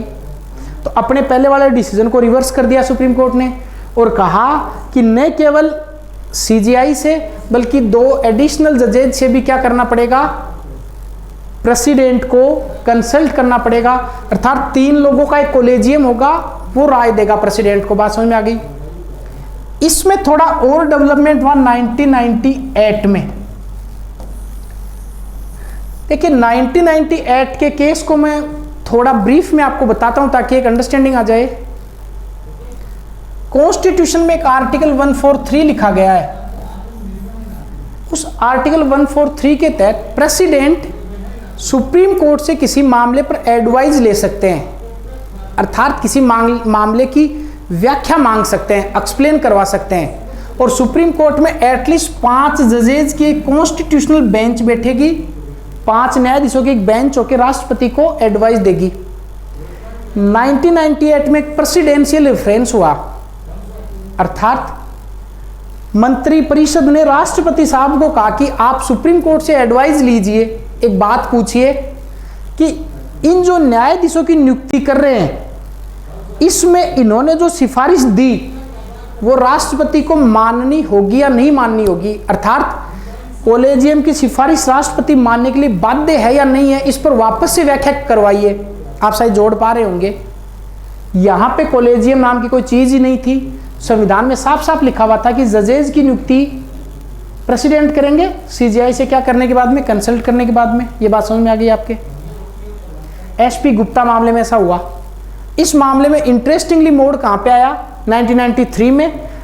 1993 का जो केस है सेकंड जजेज केस, सुप्रीम कोर्ट में कई प्रकार के एडवोकेट होते हैं, उनमें से एक एडवोकेट ऑन रिकॉर्ड AORs होते हैं, उन्होंने केस किया था। केस पे ज्यादा अभी डिटेल में जाएंगे नहीं। 1993 में सुप्रीम कोर्ट ने ये पूछा, सुप्रीम कोर्ट ने ये बताया कि 1+2 3 लोग मिलकर प्रेसिडेंट को सलाह देंगे, प्रेसिडेंट इससे मानेगा, ऐसा लिखा है। वापस मंत्रिपरिषद ने 1998 में प्रेसिडेंट साहब से कहा कि आप पूछिए सुप्रीम कोर्ट से आर्टिकल 143 के तहत कि क्या कॉलेजियम की सिफारिश मानने के लिए राष्ट्रपति बाध्य है या नहीं है। यहां पे सुप्रीम कोर्ट ने वापस 2 बातें कही कि देखिए, पहली बात तो है कि प्रेसिडेंट कॉलेजियम की सिफारिश मानने के लिए बाध्य होगा, पर एक बार पुनर्विचार के लिए नाम को भेजा जा सकता है। अर्थात कॉलेजियम ने किसी ए नाम के आदमी को, ये कॉलेजियम है, यहां से किसी ए नाम के आदमी की सिफारिश करी, प्रेसिडेंट एक बार और बोल सकता है साहब इस पे वापस सोचिए, पर कॉलेजियम ने दोबारा सिफारिश करी तो प्रेसिडेंट को माननी होगी। अर्थात कॉलेजियम की जो सिफारिश है वो प्रेसिडेंट पर मानने की बाध्यता है। और दूसरा इंटरेस्टिंगली और क्या कहा कि न केवल 2 जज बल्कि प्लूरलिटी होनी चाहिए, प्लूरलिटी वर्ड, अर्थात 1+4 कम से कम 5 न्यायाधीशों का एक पैनल होगा। वो पैनल प्रेसिडेंट को सिफारिश करेगा किसी नाम के जज की, उस जज को राष्ट्रपति जज नियुक्त करेंगे। क्या राष्ट्रपति इनके विचार को भेज सकते हैं वापस? हाँ, एक बार भेज सकते हैं। किस केस में कहा गया? थर्ड प्रेसिडेंशियल रेफरेंस में, जिसे थर्ड जजेज केस के नाम से जाना जाता है। इसके बाद देखिए थोड़ा सा ब्रीफ कहानी बता देता हूं, आगे ज्यादा तो इस पर मैं चर्चा नहीं करूंगा, इसके लिए सेपरेट क्लास लेनी होगी। 1998 में आपको बता दिया कि क्या सिस्टम हो गया, 1+4 जजेज हैं, ये किसको एडवाइस देंगे? प्रेसिडेंट को किसी नाम की सलाह देंगे, प्रेसिडेंट इस नाम को एक बार पुनर्विचार के लिए 1 टाइम रिकंसिडरेशन के लिए भेज सकते हैं, पर अगर वापस से वो नाम आ गया तो प्रेसिडेंट को मानना पड़ेगा। बात समझ में आ गई? ये सिस्टम वर्तमान में भी यही है, पर थोड़ा सा इसमें और डेवलपमेंट देखें तो 2002 में एक संवैधानिक समीक्षा आयोग बनाया गया था। संवैधानिक समीक्षा आयोग, कॉन्स्टिट्यूशनल रिव्यू कमीशन। इस संवैधानिक समीक्षा आयोग ने यह कहा कि देखिए जो कॉलेजियम का जो सिस्टम है इसको अबोलिश किया जाना चाहिए। मैं रिपीट कर रहा हूं, संवैधानिक समीक्षा आयोग ने कहा कि जो अभी सिस्टम चल रहा है कॉलेजियम का, इसको तो खत्म कीजिए और इसकी जगह एक जुडिशियल अपॉइंटमेंट कमीशन बनाइए, न्यायिक नियुक्ति आयोग का गठन कीजिए। ये न्यायिक नियुक्ति आयोग सिफारिश देगा और फिर न्यायाधीशों की नियुक्ति होनी चाहिए। इसी के कंटेस्ट में 121वां संविधान संशोधन बिल रखा गया और 99वां संविधान संशोधन किया गया और नेशनल जुडिशियल अपॉइंटमेंट कमीशन का गठन किया गया। बात समझ में आ गई क्या? देखिए थोड़ा खिचड़ी हो रहा है, हिस्ट्री लेते हैं, इंटरेस्टिंग है जानना, इसको बाईपास नहीं करेंगे, सीखेंगे। सबसे पहले सिस्टम ये लिखा हुआ था कि प्रेसिडेंट को सिफारिश करेंगे मुख्य न्यायाधीश किसी के नाम की और कंसल्ट करेंगे दोनों आपस में और न्यायाधीशों की नियुक्ति कर दी जाएगी। ये बात संविधान में लिखी गई थी। कंसल्ट का मतलब क्या होता है, इसको जानने के लिए सुप्रीम कोर्ट ने 1982 में एक वर्डिक्ट दिया और कहा कि कंसल्ट का मतलब केवल कंसल्ट है। ठीक, इसके बाद में 1993 में एडवोकेट ऑन रिकॉर्ड एसोसिएशन है सुप्रीम कोर्ट में, वकीलों का एक ग्रुप है, उन्होंने केस किया। इस केस में सुप्रीम कोर्ट ने कहा कि देखिए कंसल्ट का मतलब केवल कंसल्ट नहीं है, कंसल्ट का मतलब है कि 1+2 3 न्यायाधीश मिलकर राष्ट्रपति को किसी के नाम की सिफारिश करेंगे, उसी व्यक्ति को राष्ट्रपति जज नियुक्त करेगा। इसका मतलब कॉलेजियम सिस्टम आ गया। पहले तो केवल न्यायाधीश थे, न्यायाधीश साथ में 2 न्यायाधीश और जुड़ गए, सीनियर मोस्ट। इसके बाद में केस आगे बढ़ा, नया केस 1998 में सुप्रीम कोर्ट से पूछा गया कि बताइए आपको जो सलाह दी जाती है, प्रेसिडेंट को जो आप सलाह देते हो, प्रेसिडेंट मानने के लिए बाध्य है या नहीं है? तो सुप्रीम कोर्ट के वर्डिक्ट में सुप्रीम कोर्ट ने कहा कि बाध्य है प्रेसिडेंट पर जो सलाह दी जाती है। न केवल बाध्य है, न केवल 3 लोग देंगे बल्कि 5 लोग मिलकर सलाह देंगे और 5 में से कोई दो न्यायाधीश अगर नाम पर डिफर करते हैं तो वो नाम कंसीडर नहीं किया जाएगा। प्रेसिडेंट एक बार पुनर्विचार के लिए भेज सकते हैं पर वापस से अगर सिफारिश आती है तो माननी पड़ेगी। इसी के कंटेस्ट में 2002 में संवैधानिक समीक्षा आयोग एम.एन. वेंकटचलैया की अध्यक्षता में बनाया गया। उस संवैधानिक समीक्षा आयोग ने कहा कि प्रेजेंट सिस्टम को अबोलिश किया जाना चाहिए और नया सिस्टम जुडिशियल अपॉइंटमेंट कमीशन बनाया जाना चाहिए। इसी के कंटेस्ट में 121वां संविधान संशोधन बिल रखा और 99वां संविधान संशोधन किया गया और इस कॉलेजियम की जगह नेशनल जुडिशियल अपॉइंटमेंट कमीशन का एस्टेब्लिशमेंट किया गया। अभी तक मैंने इतना पढ़ा, पर सुप्रीम कोर्ट ने एक 2015-16 में ही एनजेसी के जो गठन किया गया था एनजेसी को, इसको असंवैधानिक करार दे दिया और कहा कि एनक्रोचमेंट है जुडिशियरी पर एग्जीक्यूटिव का, तो separation of executive judiciary violation हो रहा है, इसलिए इस पूरे को ही रद्द कर दिया कि नहीं, एनजे का कोई गठन नहीं होगा। अब वर्तमान में पहले वाला सिस्टम ही वापस बहाल हो गया। ये एक लंबी क्लास हो सकती है, 1-2 घंटे इस पर डिस्कस किया जा सकता है कि इसके बाद में एक MOP मेमोरेंडम ऑफ प्रोसीजर बनाया गया, उस पर भी बात की जा सकती है। इसके लिए अपने एक सेपरेट क्लास लेंगे, एनजेसी का गठन, इसका स्ट्रक्चर और इसके बाद में MOP का गठन, इस पर अपन कभी बाद में चर्चा करेंगे। अभी आपकी केवल इतनी बात जरूर समझ में आ गई होगी क्योंकि लंबी एक सेपरेट क्लास होगी तो ज़्यादा आपके और इस पर बेहतर आप समझ बना पाएंगे। बात समझ में आ गई? चलिए, तो अपॉइंटमेंट देख लिया अपन ने जजेज का कि कैसे कैसे अपॉइंटमेंट किया जाएगा। बात समझ में आ गई? ये थोड़ा सा ट्रिकी था, आप रिवर्स कीजिए वीडियो को, वापस देख लीजिए।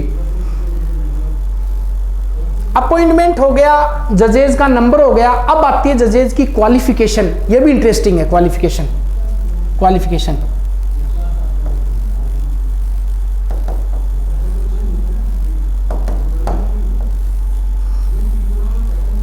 क्या क्वालिफिकेशन होगी जजेज की? तो देखिए, जजेज की क्वालिफिकेशन वैसे तो लगभग 4 मेंशन की गई हैं, पर वो 4 क्वालिफिकेशन नहीं हो कि केवल वहां पे 2 क्वालिफिकेशन है। पहली क्वालिफिकेशन वो ये है कि he should be citizen of India, he should be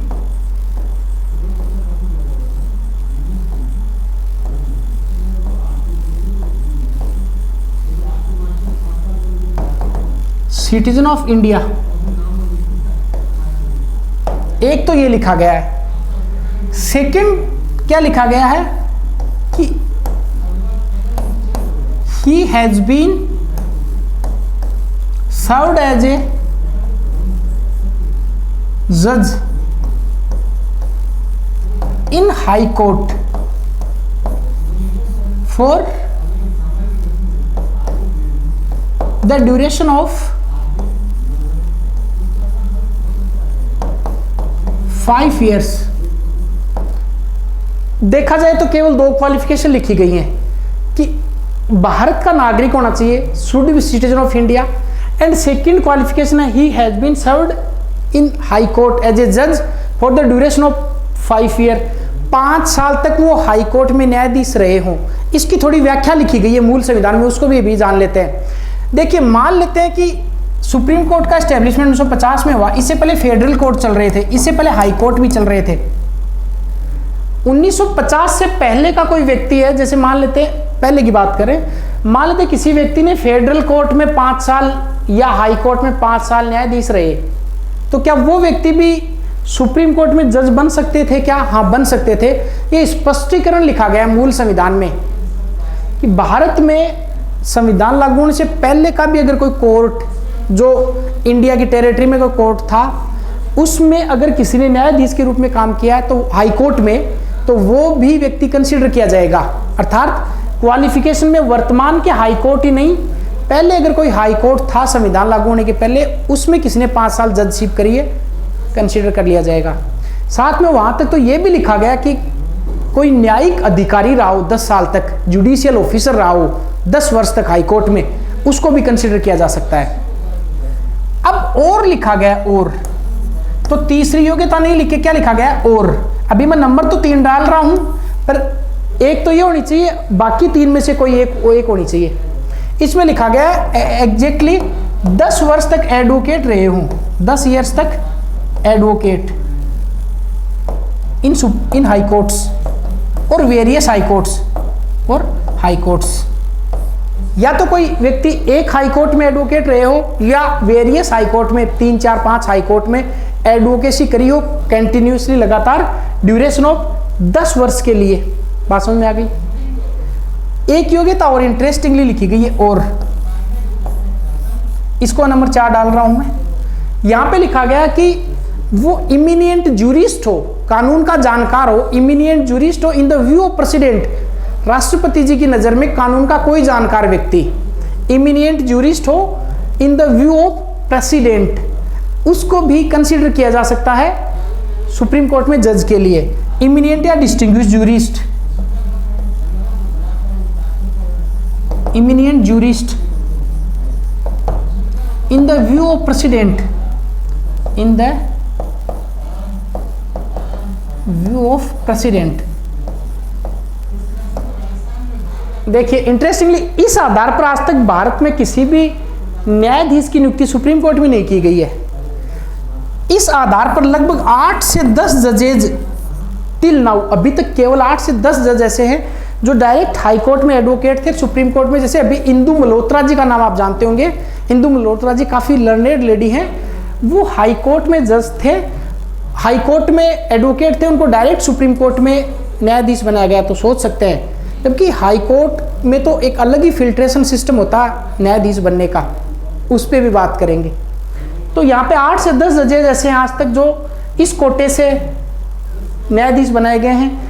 यहाँ कोई न्यायाधीश नहीं बनाया गया, बाकी तो सब इसी कैटेगरी से बनते हैं। मान लेते हैं एग्जाम में 50 मार्क का क्वेश्चन आ गया 50 वर्ड का, और आपको क्वालिफिकेशन ऑफ जजेज पूछी और आपने 1, 2, 3, 4 लिख दिया बिना और लगाए बिना, तो आप ये सोचेंगे कि आपको मार्क्स कम मिलेंगे। एग्जामिनर सोचेगा कि आपका कॉन्सेप्ट ठीक नहीं है, क्योंकि योग्यता केवल 2 है, फिर और लिखा गया, तो अपन को और पर जाना है। बात समझ में आ गई? चलिए,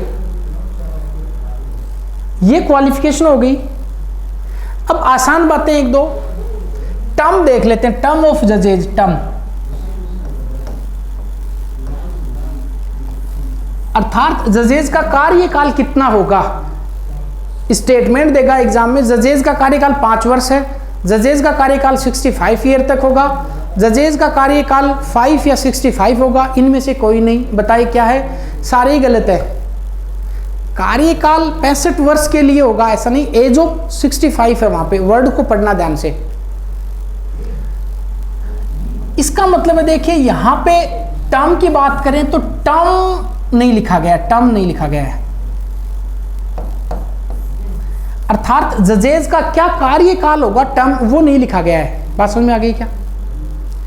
नेक्स्ट बात ये है, एज ऑफ रिटायरमेंट है, एज ऑफ रिटायरमेंट, सेवानिवृत्ति की आयु लिखी गई है जो कि 65 ईयर लिखी गई है। बात समझ में आ गया क्या? तो टर्म कितना होगा नहीं लिखा गया है, एज ऑफ रिटायरमेंट कितनी होगी 65, ये लिखा गया है। बात समझ में आ गया? चलिए देखिए, एक चीज और इंटरेस्टिंगली जो पिछली बार लास्ट वाली बात में मेरे से मिस हो गई थी, न्यायाधीशों के लिए अपर आयु 65 है पर लोअर आयु कुछ नहीं है, लोअर एज नहीं है। अर्थात मिनिमम सीमा तो क्या 5 साल का आदमी भी, ये प्रैक्टिकल नहीं है पर हाँ कितने भी 20 साल 25 साल 30 साल 15 साल, इंटरेस्टिंगली कोई भी व्यक्ति सुप्रीम कोर्ट में जज बन सकता है। क्यों? क्योंकि वहां पे निम्न आयु सीमा, एक लोअर एज लिमिट नहीं लिखी गई है, अपर एज लिमिट 65 लिखी गई है। इस फैक्ट को आप मेंस में भी यूज करेंगे, age of retirement should be increase, ये बढ़ानी चाहिए। रिसेंटली जो अपने चीफ जस्टिस हैं, इनसे पहले उन्होंने प्रधानमंत्री जी को एक लेटर लिखा था age of retirement supreme court में इंक्रीज करने के लिए, पर वो अभी इंक्रीज हुई नहीं है। हो सकता है इस पर कुछ होके और ये एज ऑफ रिटायरमेंट 67 साल हो जाए, ये अभी नहीं है, अभी 65 ईयर है। अगर ऐसा होगा तो 2 साल तक जज एडिशनल काम कर पाएंगे सुप्रीम कोर्ट में, एंड जो जुडिशियरी का सिस्टम है भारत में वो एक्सपीडाइट हो जाएगा और तीव्र हो जाएगा। मेंस में इस फैक्ट को आपको यूज करना जो मैंने बोला है। तो टर्म कुछ नहीं लिखा गया है, एज ऑफ रिटायरमेंट 65 है, लोअर एज नहीं लिखी गई है। क्वेश्चन आपके आएगा सर एज कौन इंक्रीज करता है, कौन बढ़ा सकता है? पहला ऑप्शन आपको मिलेगा प्रेसिडेंट, दूसरा मिलेगा पार्लियामेंट, तीसरा खुद सुप्रीम कोर्ट, डी इनमें से कोई नहीं। तो देखिए शायद आपके समझ में आ गया, अपने प्रधानमंत्री शब्द बोला अभी थोड़ी देर पहले, लेटर लिखा था पार्लियामेंट। अर्थात जजेज की एज कौन इंक्रीज कर सकता है? पार्लियामेंट इंक्रीज करेगी। बात समझ में आ गई? प्रेसिडेंट नहीं है, सीजीआई नहीं होंगे, या फिर एग्जीक्यूटिव का ऑप्शन दे सकता है, नहीं, पार्लियामेंट बढ़ाएगी। ठीक, ये हो गया जजेज के लिए एज ऑफ रिटायरमेंट या टर्म इनका हो गया।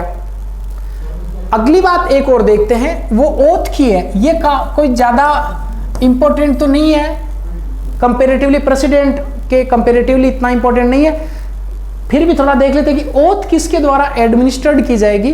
तो लिखा हुआ है कॉन्स्टिट्यूशन में कि जजेज को जो ओथ है वो किसके द्वारा दिलाई जाएगी? प्रेसिडेंट के द्वारा। कौन एडमिनिस्ट्रेट करेंगे? प्रेसिडेंट। पहली बात तो आपको ये ध्यान रखनी है। दूसरी बात ये ध्यान रखनी है, ओथ का जो फॉर्मेट है, फॉर्मेट ये शेड्यूल 2 में लिखा गया है। अर्थात जजेज के लिए ओथ का फॉर्मेट जो है शेड्यूल 2 में मेंशन किया गया है। तो क्या केवल सुप्रीम कोर्ट के जजेज का? क्या नहीं, ये भी स्टेटमेंट आ सकता है एग्जाम में। सुप्रीम कोर्ट, हाई कोर्ट और सीएजी, देखिए आप इस ऑप्शन को काट सकते हैं एग्जाम में, पर ये सही है। सुप्रीम कोर्ट, हाई कोर्ट और सीएजी तीनों जो जजेज हैं उनके लिए ओथ का जो फॉर्मेट है वो लिखा हुआ है। साथ में मुख्य न्यायाधीश का भी अलग से मेंशन किया गया है। प्रधानमंत्री का कोई शपथ नहीं है, मैंने शायद क्लास में बताया था राष्ट्रपति को जब पढ़ाया तब। पर सीजीआई के लिए शपथ का प्रारूप है। ओथ एंड अफर्मेशन दोनों वर्ड यूज किए गए हैं, जिसका मतलब ये होता है जो नास्तिक होते हैं वो तो अफर्मेशन करेंगे, एंड जो आस्तिक हैं वो ओथ लेंगे ईश्वर के नाम के साथ में। बात समझ में आ गई? चलिए, ओथ का फॉर्मेट शेड्यूल, मैं माफी चाहूंगा, शेड्यूल 3 में 2 में वेतन का उल्लेख किया गया, शेड्यूल 3 में ओथ का फॉर्मेट मेंशन किया गया है। बात समझ में आ गई? चलिए, तो अनुसूची 3 में शपथ के बारे में लिखा गया है। शपथ प्रेसिडेंट दिलाई जाएगी, प्रेसिडेंट के द्वारा। सीएजी, हाई कोर्ट और सुप्रीम कोर्ट न्यायाधीशों की फॉर्मेट एक ही दिया गया है। एक चीज आप और ध्यान रख सकते हैं, मान लेते हैं प्रेसिडेंट नहीं है तो प्रेसिडेंट के द्वारा कोई भी नॉमिनेट किया गया कोई भी व्यक्ति जजेज को शपथ दिलाएंगे। बात समझ में आ गई? एक बात यहाँ पे रही है आर्टिकल 124 में रिमूवल ऑफ जजेज, जो आर्टिकल 130 के बाद 31 जब पढ़ेंगे, 31 के बाद तब अपन करेंगे रिमूवल ऑफ जजेज। अभी 124 के बाद में आर्टिकल 125 पे स्विच करते हैं अपन। तो देखिए काफी बड़ा आर्टिकल 124 अपन ने बात कर ली, 124 के बारे में सबसे पहले अपन ने देखा है 124 में क्या क्या लिखा गया है। नंबर्स लिखे गए, न्यायाधीशों के अपॉइंटमेंट लिखे गए, टर्म लिखा गया है, क्वालिफिकेशन लिखा गया है, ओथ लिखा गया है एंड रिमूवल लिखा गया है। सब पे अपन ने विस्तार से चर्चा कर ली है। अब अपन बात करेंगे आर्टिकल 125 पर, 1 to 5 article 125।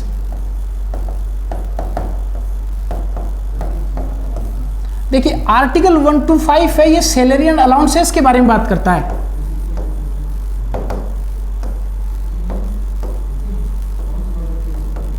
Salary and allowances for the जजेज, न्यायाधीशों के वेतन व भत्ते। ये मेंस के लिए भी काम का है, क्योंकि मेंस में आएगा इंडिपेंडेंस ऑफ जुडिशियरी को कैसे सिक्योर किया जा सकता है। अपन वहां पे लिखेंगे salary and allowances fix by parliament, parliament के द्वारा तय की जाती हैं और इनमें कोई भी डिसएडवांटेज चेंजेस नहीं किए जाएंगे ड्यूरिंग द पोस्ट। किस आर्टिकल में मेंशन किया है सैलरीज के बारे में? आर्टिकल 1 to 5 में। किसके द्वारा डिटरमाइंडेड की जाएगी? Who determined the salary and allowances? By parliament.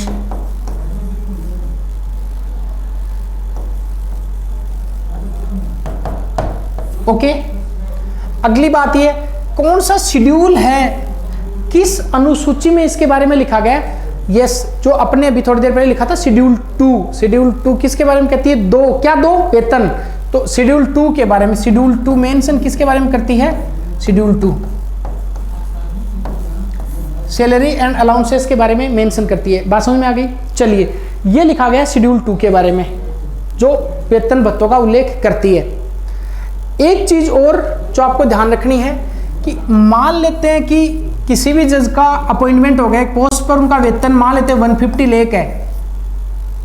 एक बार अपॉइंटमेंट के बाद में एक्सेप्ट इमरजेंसी, फाइनेंशियल इमरजेंसी, वित्तीय आपातकाल को छोड़कर एक्सेप्ट फाइनेंशियल इमरजेंसी, इनके वेतन और भत्तों में किसी भी प्रकार के डिसएडवांटेज चेंजेज नहीं किए जाएंगे।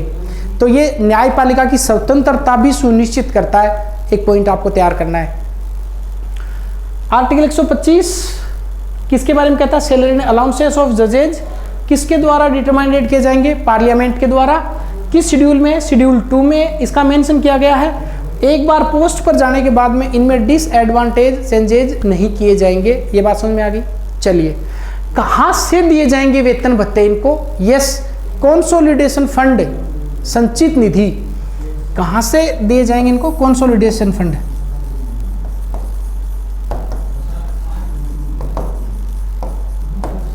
भारत की संचित निधि से इनको वेतन भत्ते मिलेंगे, जो कि चार्ज एक्सपेंडिचर होगा। चार्ज एक्सपेंडिचर, ये वर्ड लिखा गया है, चार्ज एक्सपेंडिचर।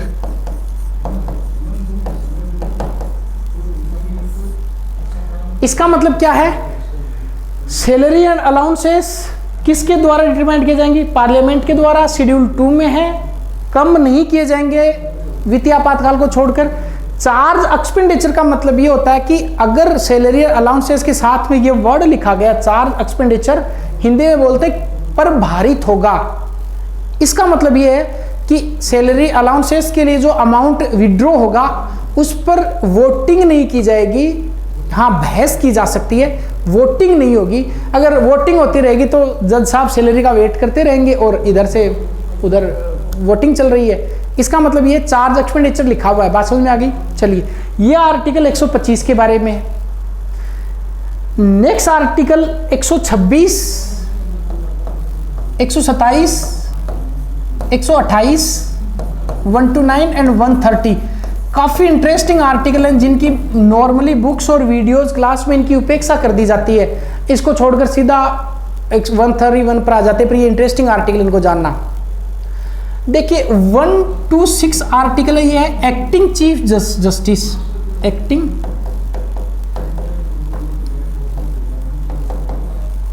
चीफ जज।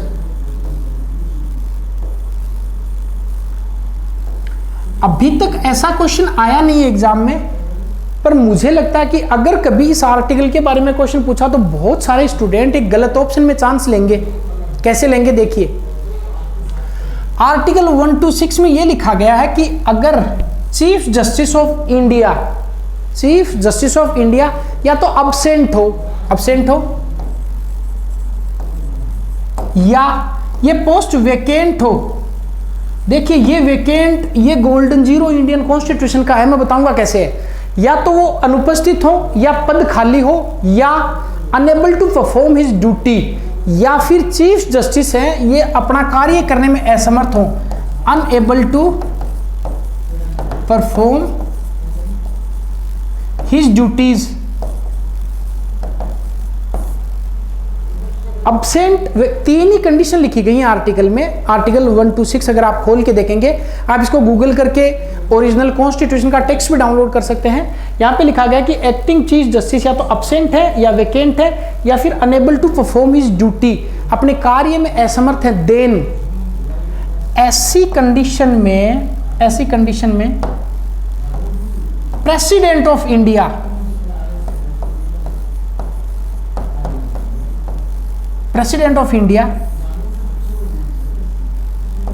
एक्टिंग चीफ जस्टिस अपॉइंट करेंगे।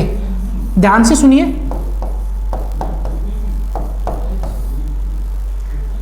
आर्टिकल 126 कहता है कि अगर चीफ जस्टिस अब्सेंट है, पोस्ट वेकेंट है या unable to perform his duty, अपना कार्य करने में असमर्थ है, उस समय राष्ट्रपति कार्यवाहक मुख्य न्यायाधीश की नियुक्ति करेंगे। किसकी नियुक्ति होगी ये? तो आपका ऑप्शन होगा सीनियर मोस्ट न्यायाधीश की। ऐसा नहीं लिखा गया संविधान में, ये लिखा गया कि जो अभी एग्जांपल लेते हैं, जैसे 1+33 हैं, ये जज साहब जो मुख्य न्यायाधीश हैं ये एब्सेंट हैं या फिर पोस्ट खाली है या अपना कार्य करने में समर्थ नहीं है, तो इन 33 में से किसी भी जज को, हाँ ये जानकर आपको आश्चर्य होगा, इन 33 में से किसी भी जज को मुख्य न्यायाधीश बनाया जा सकता है, एक्टिंग मुख्य न्यायाधीश। बात समझ में आ गई? तो आपका क्वेश्चन होगा क्या सर सबसे जूनियर जो व्यक्ति है न्यायाधीशों में, क्या उनको भी मुख्य न्यायाधीश बनाया जा सकता है क्या? हाँ बनाया जा सकता है। आप सोच सकते हैं गोल्डन जीरो कैसे हो गया।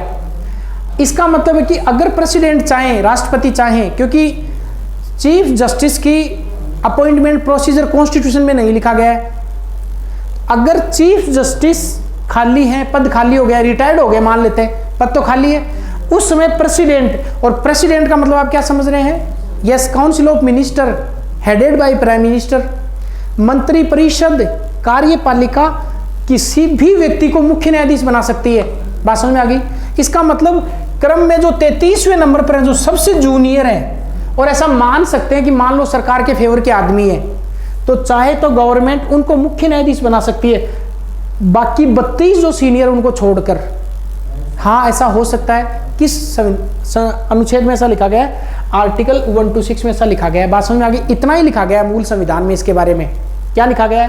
Acting chief justice. देखिए एक्टिंग प्रेसिडेंट शब्द कहीं नहीं लिखा गया संविधान में, आप सोचिए।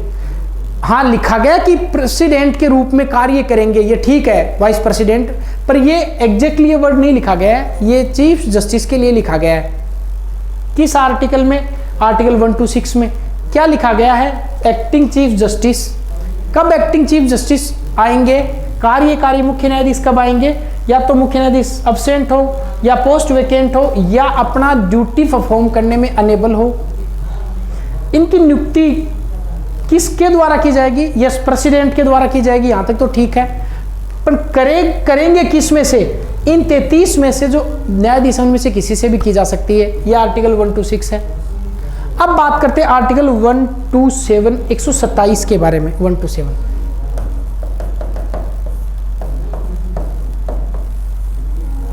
127 भी इंटरेस्टिंग आर्टिकल है। एडहोक जजेज, एडहोक जज।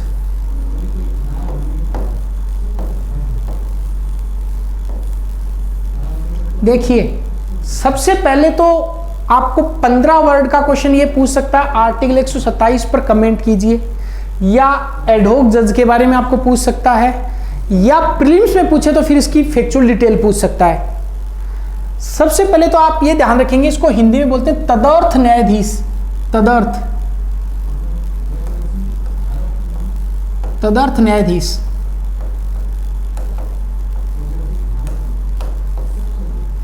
कौन होते हैं ये तदर्थ न्यायाधीश? देखो मान लेते हैं सुप्रीम कोर्ट में सुप्रीम कोर्ट में कार्य करने के लिए पूरी क्योरम नहीं है। क्योरम वर्ड, क्योरम का मतलब गण पूर्ति, पूरा क्योरम नहीं है।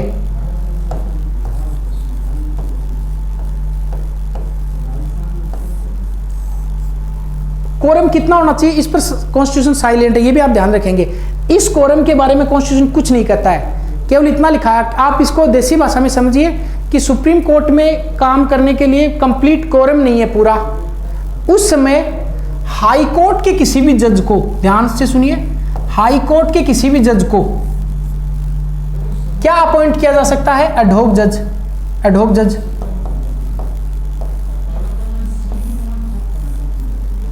वापस रिपीट करता हूं, एडहॉक जजेस के बारे में आर्टिकल 127 में लिखा गया है। हिंदी में इनको तदर्थ न्यायाधीश बोलते हैं। यहां तक समझ में आ गया। एडहॉक न्यायाधीश कब अपॉइंट किए जाएंगे, जब सुप्रीम कोर्ट में क्योरम पूरा नहीं हो, क्योरम। और क्योरम के बारे में कॉन्स्टिट्यूशन साइलेंट है, यहां पे अब कुछ नहीं लिखा गया, इतना ही लिखा गया है कि अगर क्योरम पूरा नहीं हो, उस समय हाई कोर्ट के किसी भी जज को, किसी भी जज का मतलब यहां पे भी थोड़ा सा आपको ध्यान रखना है कि ऐसे जज जो सुप्रीम कोर्ट में जज बनने के लिए क्वालिफाइड हो, सुप्रीम कोर्ट में जज बनने के लिए योग्य हो, जज के लिए क्वालिफाइड हो या क्वालिफिकेशन रखते हो। अभी थोड़ी देर पहले आपको मैंने बताया दिया था कि हाई कोर्ट के कौन से जज सुप्रीम कोर्ट में जज बनने के लिए क्वालिफाइड होंगे, या तो 5 साल तक हाई कोर्ट में न्यायाधीश रहे हो या 10 वर्ष तक एडवोकेसी करी हो इन्होंने। तो हाई कोर्ट के ऐसे जज जो सुप्रीम कोर्ट में जज बनने के लिए योग्य हों, उनको कौन अपॉइंट करेगा? आपके दिमाग में प्रेसिडेंट आएगा, पर यहां पे प्रेसिडेंट नहीं है। प्रेसिडेंट नॉर्मल जजेज को और सीजीआई को नियुक्त करते हैं। अगर एडहॉक जजेज की नियुक्ति करनी है तो वो नियुक्ति की जाएगी by the CGI, chief justice of India, अर्थात तदर्थ न्यायाधीशों की नियुक्ति मुख्य न्यायाधीश के द्वारा की जाएगी। तो क्या वो अकेले कर देंगे? क्या नहीं, वो 2 से परमिशन लेंगे, ऐसा समझ सकते हैं। एक प्रायर कंसेंट किसकी होगी? प्रेसिडेंट की। और दूसरा, मान लेते हैं राजस्थान हाई कोर्ट के किसी जज को एडहॉक जज बनाया जा रहा है, तो राजस्थान हाई कोर्ट के मुख्य न्यायाधीश से भी परामर्श किया जाएगा। तो high court CGI of concerning high court, CJ of concerned high court. बात समझ में आ गई? तो क्या ऐसे एडहॉक जजेज हाई कोर्ट्स में भी नियुक्त किए जाते हैं? क्या नहीं, ये स्टेटमेंट दे सकता है। एडहॉक जजेज ओनली इन सुप्रीम कोर्ट होते हैं, only in supreme court. High court में एडिशनल जज नियुक्त होते हैं, उस पर बात करेंगे जब हाई कोर्ट पढ़ेंगे तब। आर्टिकल 127 डील विथ एडहॉक जजेज, तदर्थ न्यायाधीश। एडहॉक जजेज की नियुक्ति किसके द्वारा की जाएगी? मुख्य न्यायाधीश। आप इसको गोला लगा लीजिए, इंपॉर्टेंट है ये।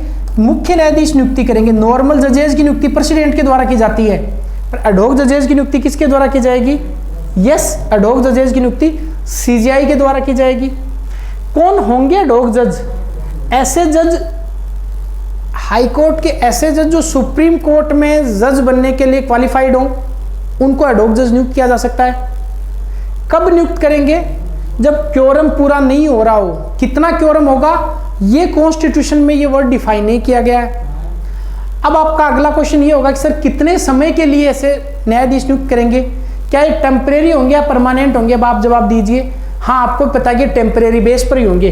कितने टाइम के लिए? तो ये भी इंटरेस्टिंग है कि यहाँ पे टाइम कुछ नहीं लिखा गया है। There is no time limit, time limit नहीं है, टाइम फिक्स नहीं है। 2 साल होगा, 5 साल होगा, 1 साल होगा, कितना, ये भी कॉन्स्टिट्यूशन में नहीं लिखा गया है। ठीक। अब एक साधारण जो क्वेश्चन आपका होता है, सर इनको सैलरी अलाउंस कैसे मिलेंगे?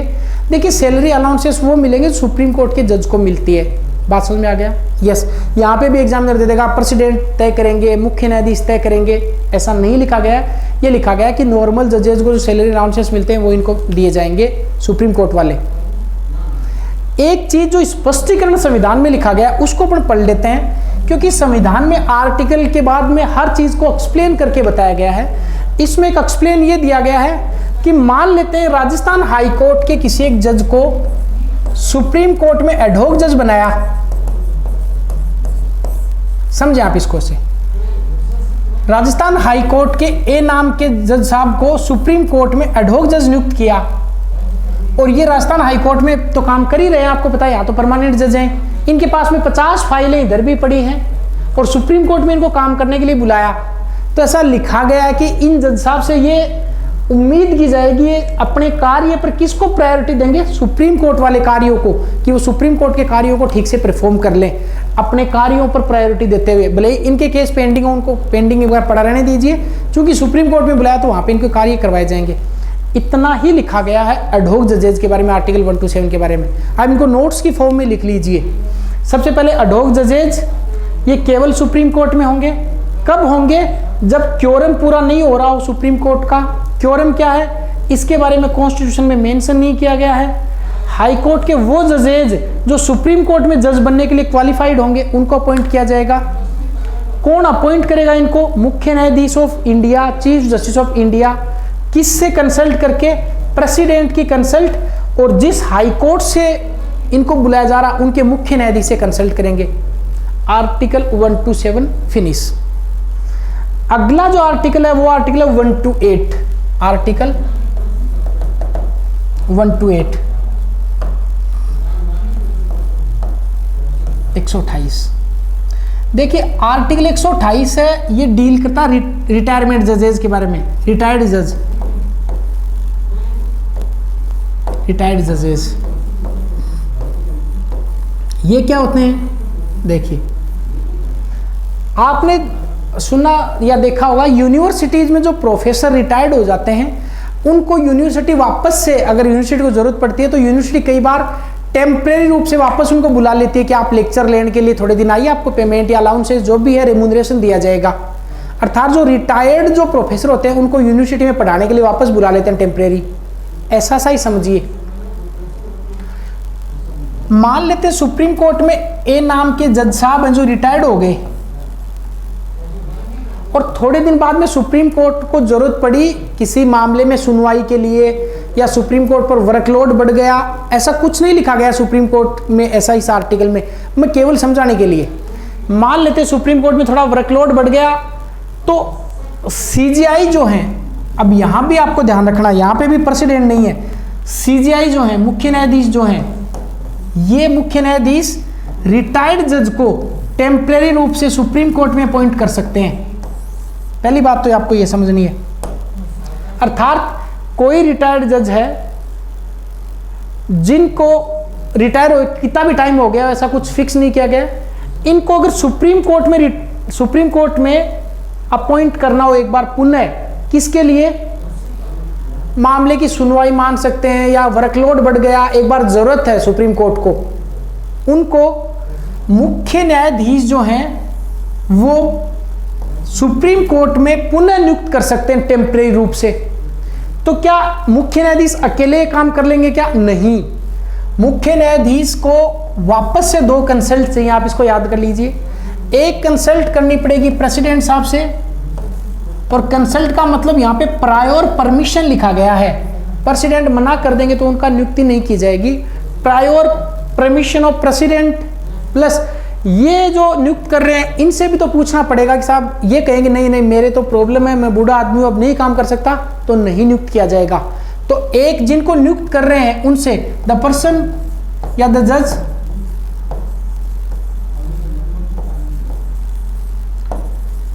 Who is going to be appoint,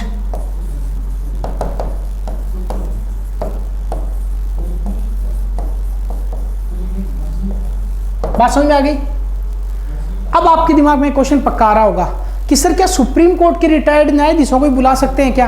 नहीं, केवल सुप्रीम कोर्ट के नहीं, यहां पर चाहे तो कोई हाई कोर्ट से रिटायर्ड हुआ हो न्यायाधीश हो, चाहे सुप्रीम कोर्ट से रिटायर्ड हुआ न्यायाधीश हो, और इंटरेस्टिंगली ये भी लिखा चाहे कोई फेडरल कोर्ट, आपको पता ना फेडरल कोर्ट जो अपन ने पढ़ा था 1950 से पहले, कोई फेडरल कोर्ट से कोई न्यायाधीश साहब रिटायर्ड हुए थे और 1960 में सरकार को लगा, सरकार को छोड़ के न्यायपालिका को लगा या सुप्रीम कोर्ट का लगा कि इन साहब को वापस बुलाया जाना चाहिए, तो बुलाया जा सकता है। बात समझ में आ गई?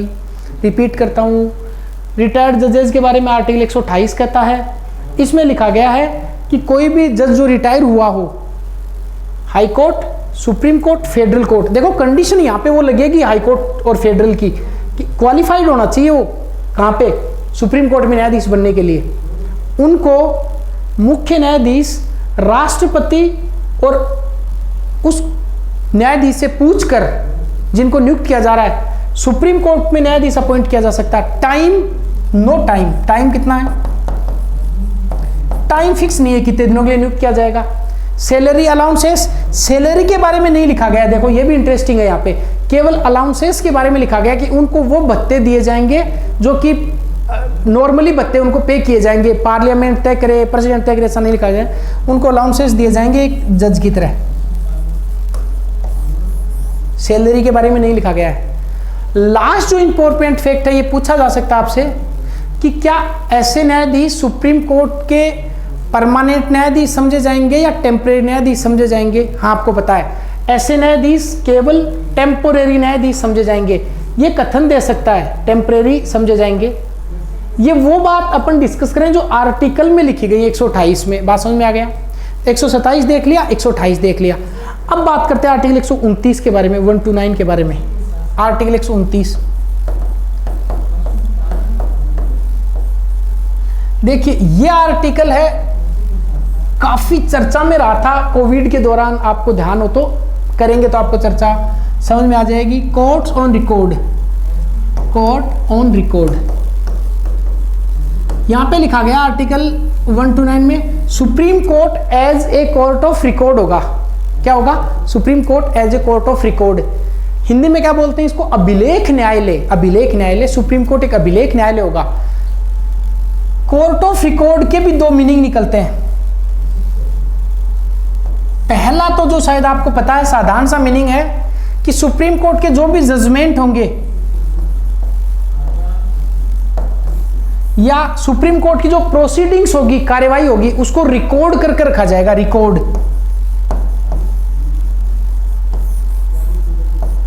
मान लेते हैं सुप्रीम कोर्ट ने एक निर्णय दिया किसी भी केस में, जैसे मान लेते हैं कि कोई भरण पोषण का मामला था या कोई भी मामला था, सुप्रीम कोर्ट ने निर्णय दे दिया, उस निर्णय को रिकॉर्ड कर लिया जाएगा, रिकॉर्ड करके रखा जाएगा।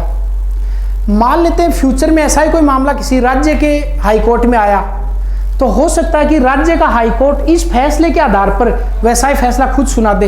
बात समझ में आ गई?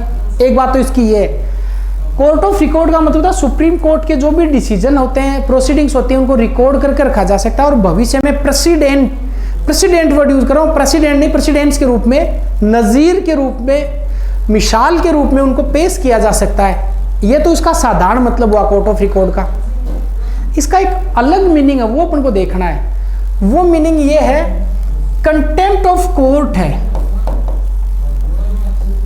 Contempt of court,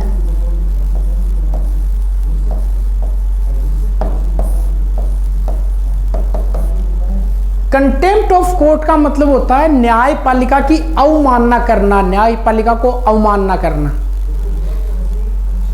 contempt of court को पहले साधारण भाषा में समझ लेते हैं क्या होता है। मान लेते हैं आपका मामला एक सुप्रीम कोर्ट में चल रहा था, ऐसा समझ लेते हैं, और सुप्रीम कोर्ट ने कोई निर्णय दिया या आपको सम्मन जारी किया, कुछ भी किया, आपके घर पे नोटिस आया, आपने उस पर कोई रिएक्ट नहीं किया, जानबूझ के विलफुली उसको इग्नोर कर रहे हैं, सुप्रीम कोर्ट के किसी सम्मन को या किसी नोटिस को आप जानबूझकर उसका रिप्लाई नहीं दे रहे हैं और सोच रहे हैं सुप्रीम कोर्ट मेरा क्या बिगाड़ देगा, मैं तो नहीं रिप्लाई दे रहा हूं। वो बिगाड़ देगा। कैसे? अगर आप विलफुल जानबूझकर सुप्रीम कोर्ट की अवहेलना कर रहे हैं तो ये कंटेम्प्ट ऑफ कोर्ट होगा। पहली बात तो इसको बोलते हैं civil contempt of court.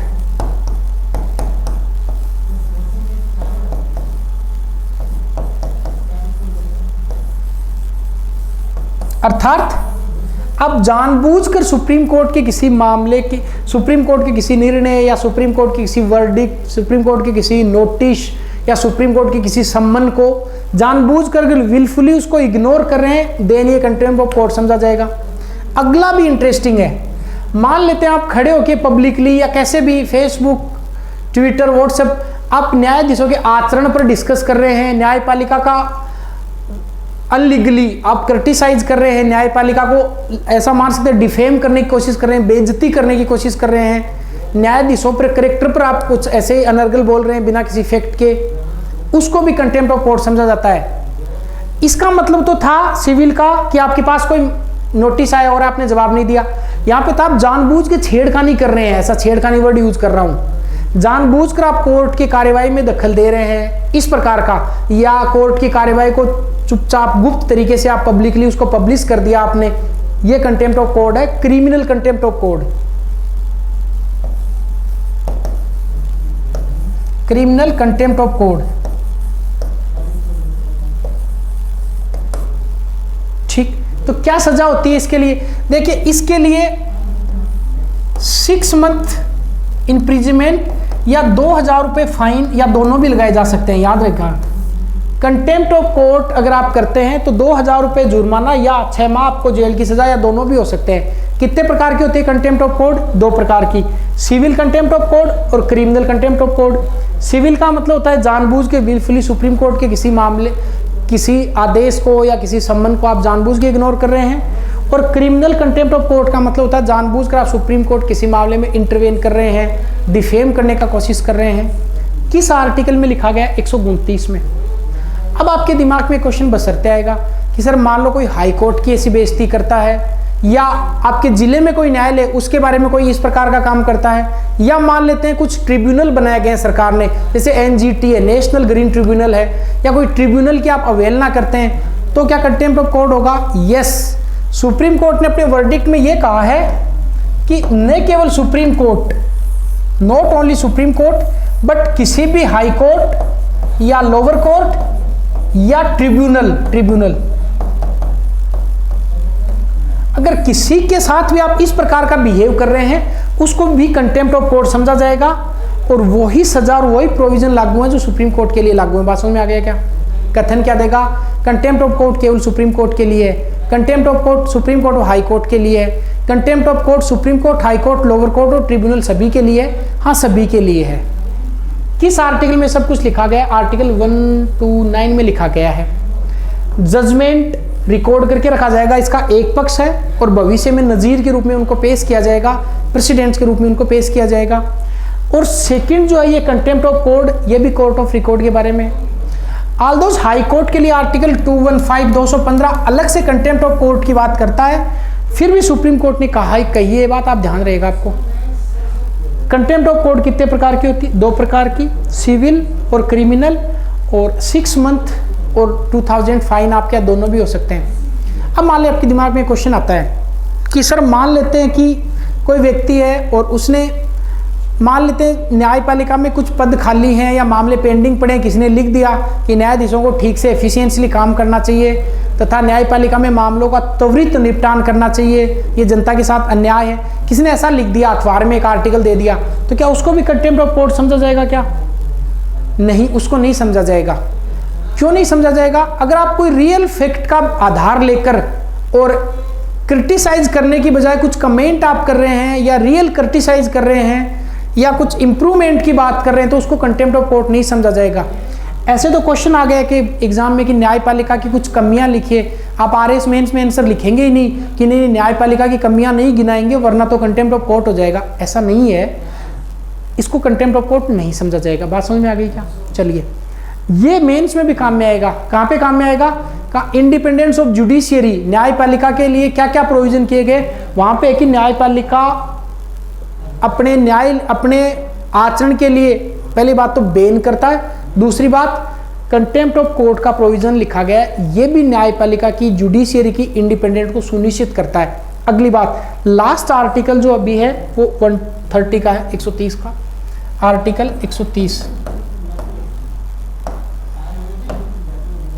Article 130। देखिए इंटरेस्टिंगली है, छोटा आर्टिकल पर है इंटरेस्टिंगली। क्या लिखा गया है? Seat of supreme court. आप सोचेंगे कि सीट के बारे में लिखा गया, हाँ, सीट ऑफ सुप्रीम कोर्ट अर्थात सुप्रीम कोर्ट का स्थान कहां पे स्थित होगा सुप्रीम कोर्ट, ये भी कॉन्स्टिट्यूशन में लिखा गया है आर्टिकल 130 में। ऐसे कि 0 में मतलब खाली जगह, वहां पे सुप्रीम कोर्ट बन जाएगा, ऐसे याद रखेंगे आप। सीट के बारे में लिखा गया कि सीट दिल्ली में स्थित होगी, ये संविधान में लिखा गया है। आपके दिमाग में ऐसे एक अरुणाचल प्रदेश का आदमी है, केरल का आदमी है, हो सकता है सुप्रीम कोर्ट तक अप्रोच नहीं हो, क्योंकि इंडिया एक एक्सपांडेड नेशन है, 28 राज्य हैं, एक विस्तार है, खूब जनसंख्या है। एक अरुणाचल प्रदेश का आदमी या केरल का आदमी हो सकता है दिल्ली तक अप्रोच नहीं पहुंचे वो, तो क्या दूसरी जगह भी सुप्रीम कोर्ट बनाए जा सकते हैं क्या? बताइए सोच के। हाँ, बनाए जा सकते हैं। ये इसी आर्टिकल में लिखा गया है। सीजीआई, वही सीजीआई वापस, सीजीआई अगर चाहें तो किससे अनुमति लेकर? प्रेसिडेंट से।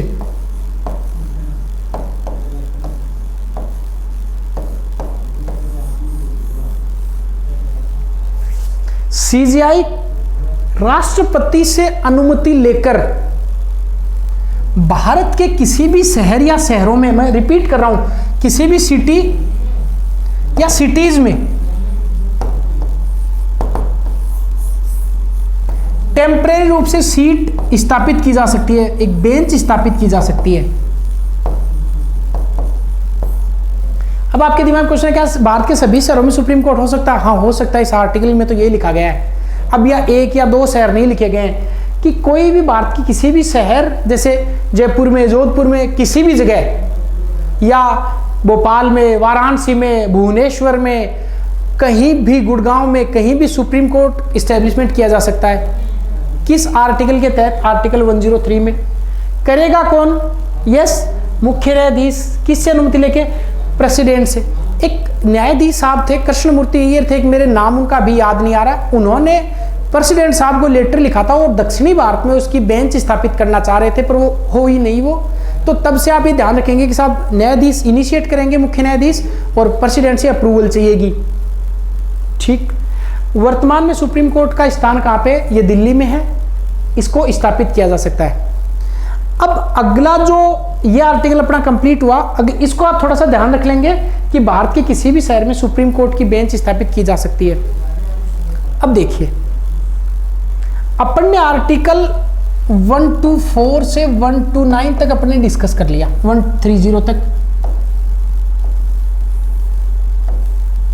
ये एक पार्ट आप समझ सकते हैं।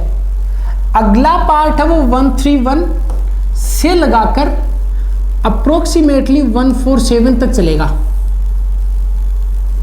जिसमें अपन चर्चा करते हैं जो ज्यूरिसडिक्शन ऑफ सुप्रीम कोर्ट, न्यायपालिका का क्षेत्राधिकार क्या है, न्यायपालिका में एसएलपी कैसे होती है, रिव्यू कैसे होता है जजमेंट का, सुप्रीम कोर्ट के स्टाफ के बारे में क्या लिखा गया है, प्रेसिडेंशियल रेफरेंस के बारे में क्या लिखा गया है। ये सेकंड पार्ट है, इसको अपन नेक्स्ट क्लास में चर्चा करेंगे, सेकंड पार्ट को, जिसमें ज्यूरिसडिक्शन ऑफ सुप्रीम कोर्ट के बारे में लिखा गया है। अभी देखिए एक क्वेश्चन जो मैं बार बार बोल रहा था, इंडिपेंडेंस ऑफ जुडिशियरी। मान लेते क्वेश्चन ऐसा आ गया मेंस में, क्वेश्चन ऐसा लिखते हैं, describe the provisions which secures the independence of judiciary. Independence of judiciary. मान लेते मेंस में ऐसा क्वेश्चन आ गया, अभी तक जितना पढ़ा उस पर मेंस का क्वेश्चन, मान लेते हैं क्वेश्चन आ गया, describe the provisions which secure the independence of judiciary. उन प्रोविजन को बताओ जो संविधान में न्यायपालिका की स्वतंत्रता को सुनिश्चित करते हैं। ये फेवरेट क्वेश्चन है, ऐसा क्वेश्चन आरपीएससी पूछेगी तो 100 वर्ड में अप्रोक्सीमेटली पूछा जा सकता है। आप 50 के लिए भी तैयार है, पर 100 का तैयार कर लेंगे तो 50 का आप ठीक ज्यादा ही लिख पाएंगे। इसमें लिखा गया कि उन प्रोविजन की चर्चा कीजिए जो कि न्यायपालिका में न्यायाधीशों की स्वतंत्रता को सुनिश्चित करते हैं। जितना अपन ने पढ़ा उसके आधार पर इसका आंसर देंगे। ज्यादा इस पर अभी एक्सपांड, आप ज्यादा आगे इसके क्षेत्राधिकार वगैरह पे जाएंगे तो शायद अभी बेटर अंडरस्टैंडिंग नहीं हो पाएगी। अभी तक जितना पढ़ा उसको आप इस क्वेश्चन को ऐसे लिख सकते हैं। आंसर कैसे लिखेंगे इस क्वेश्चन का?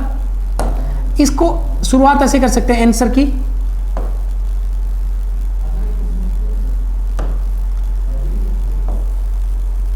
सबसे पहले आप इंट्रोडक्शन एक लाइन का लिखेंगे।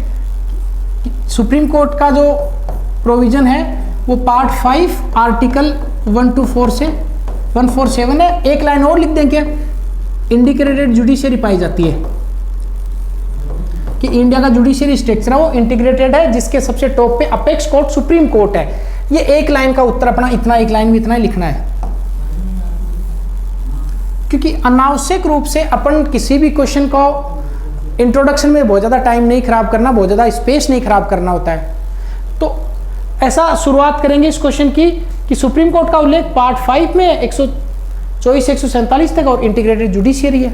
या इसमें ऐसे भी शुरू कर सकते हैं कि भारत में गवर्नमेंट के 3 ऑर्गन है, या गवर्नमेंट के 3 ऑर्गन है, एग्जीक्यूटिव, लेजिस्लेचर एंड जुडिशियरी। उसमें जुडिशियरी को सिक्योर करने के लिए, इंडिपेंडेंट करने के लिए फॉलोइंग प्रोविजन कॉन्स्टिट्यूशन में लिखे गए। आप इसको ऐसे भी शुरू कर सकते हैं।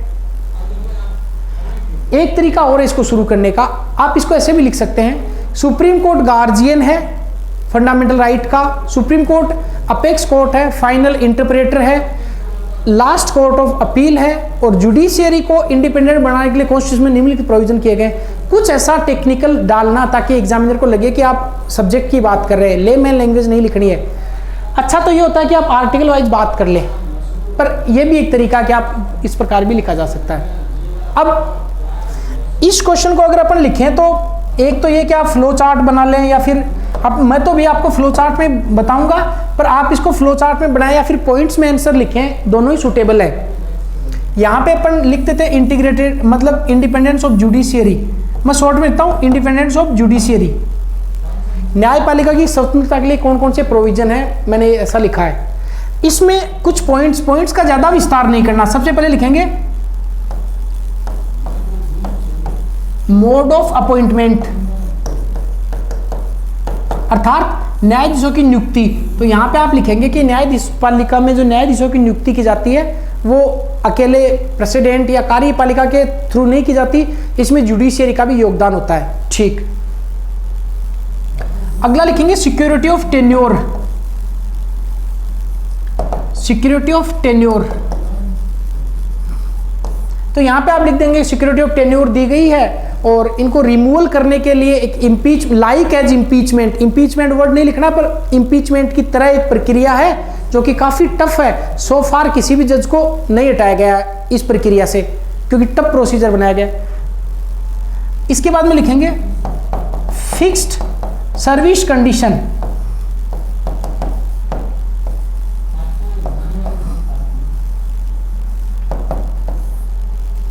आप फिक्स सर्विस कंडीशन में लिख देंगे कि जजेज के लिए फिक्स सर्विस कंडीशन अलोकेट की गई है कॉन्स्टिट्यूशन में, एंड पोस्ट पर जाने के बाद में उसमें डिसएडवांटेज चेंजेस नहीं किया जा सकता।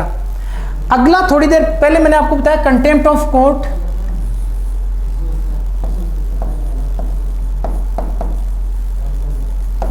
Contempt of court, contempt of court ठीक से डिस्कस कर ही लिया। आर्टिकल डालना चाहे तो 1 to 9 आप आर्टिकल लिख देंगे। अगला आप लिखेंगे कि कंडक्ट ऑफ जजेज can't be discuss. Conduct of जजेज कांट बी डिस्कस्ड।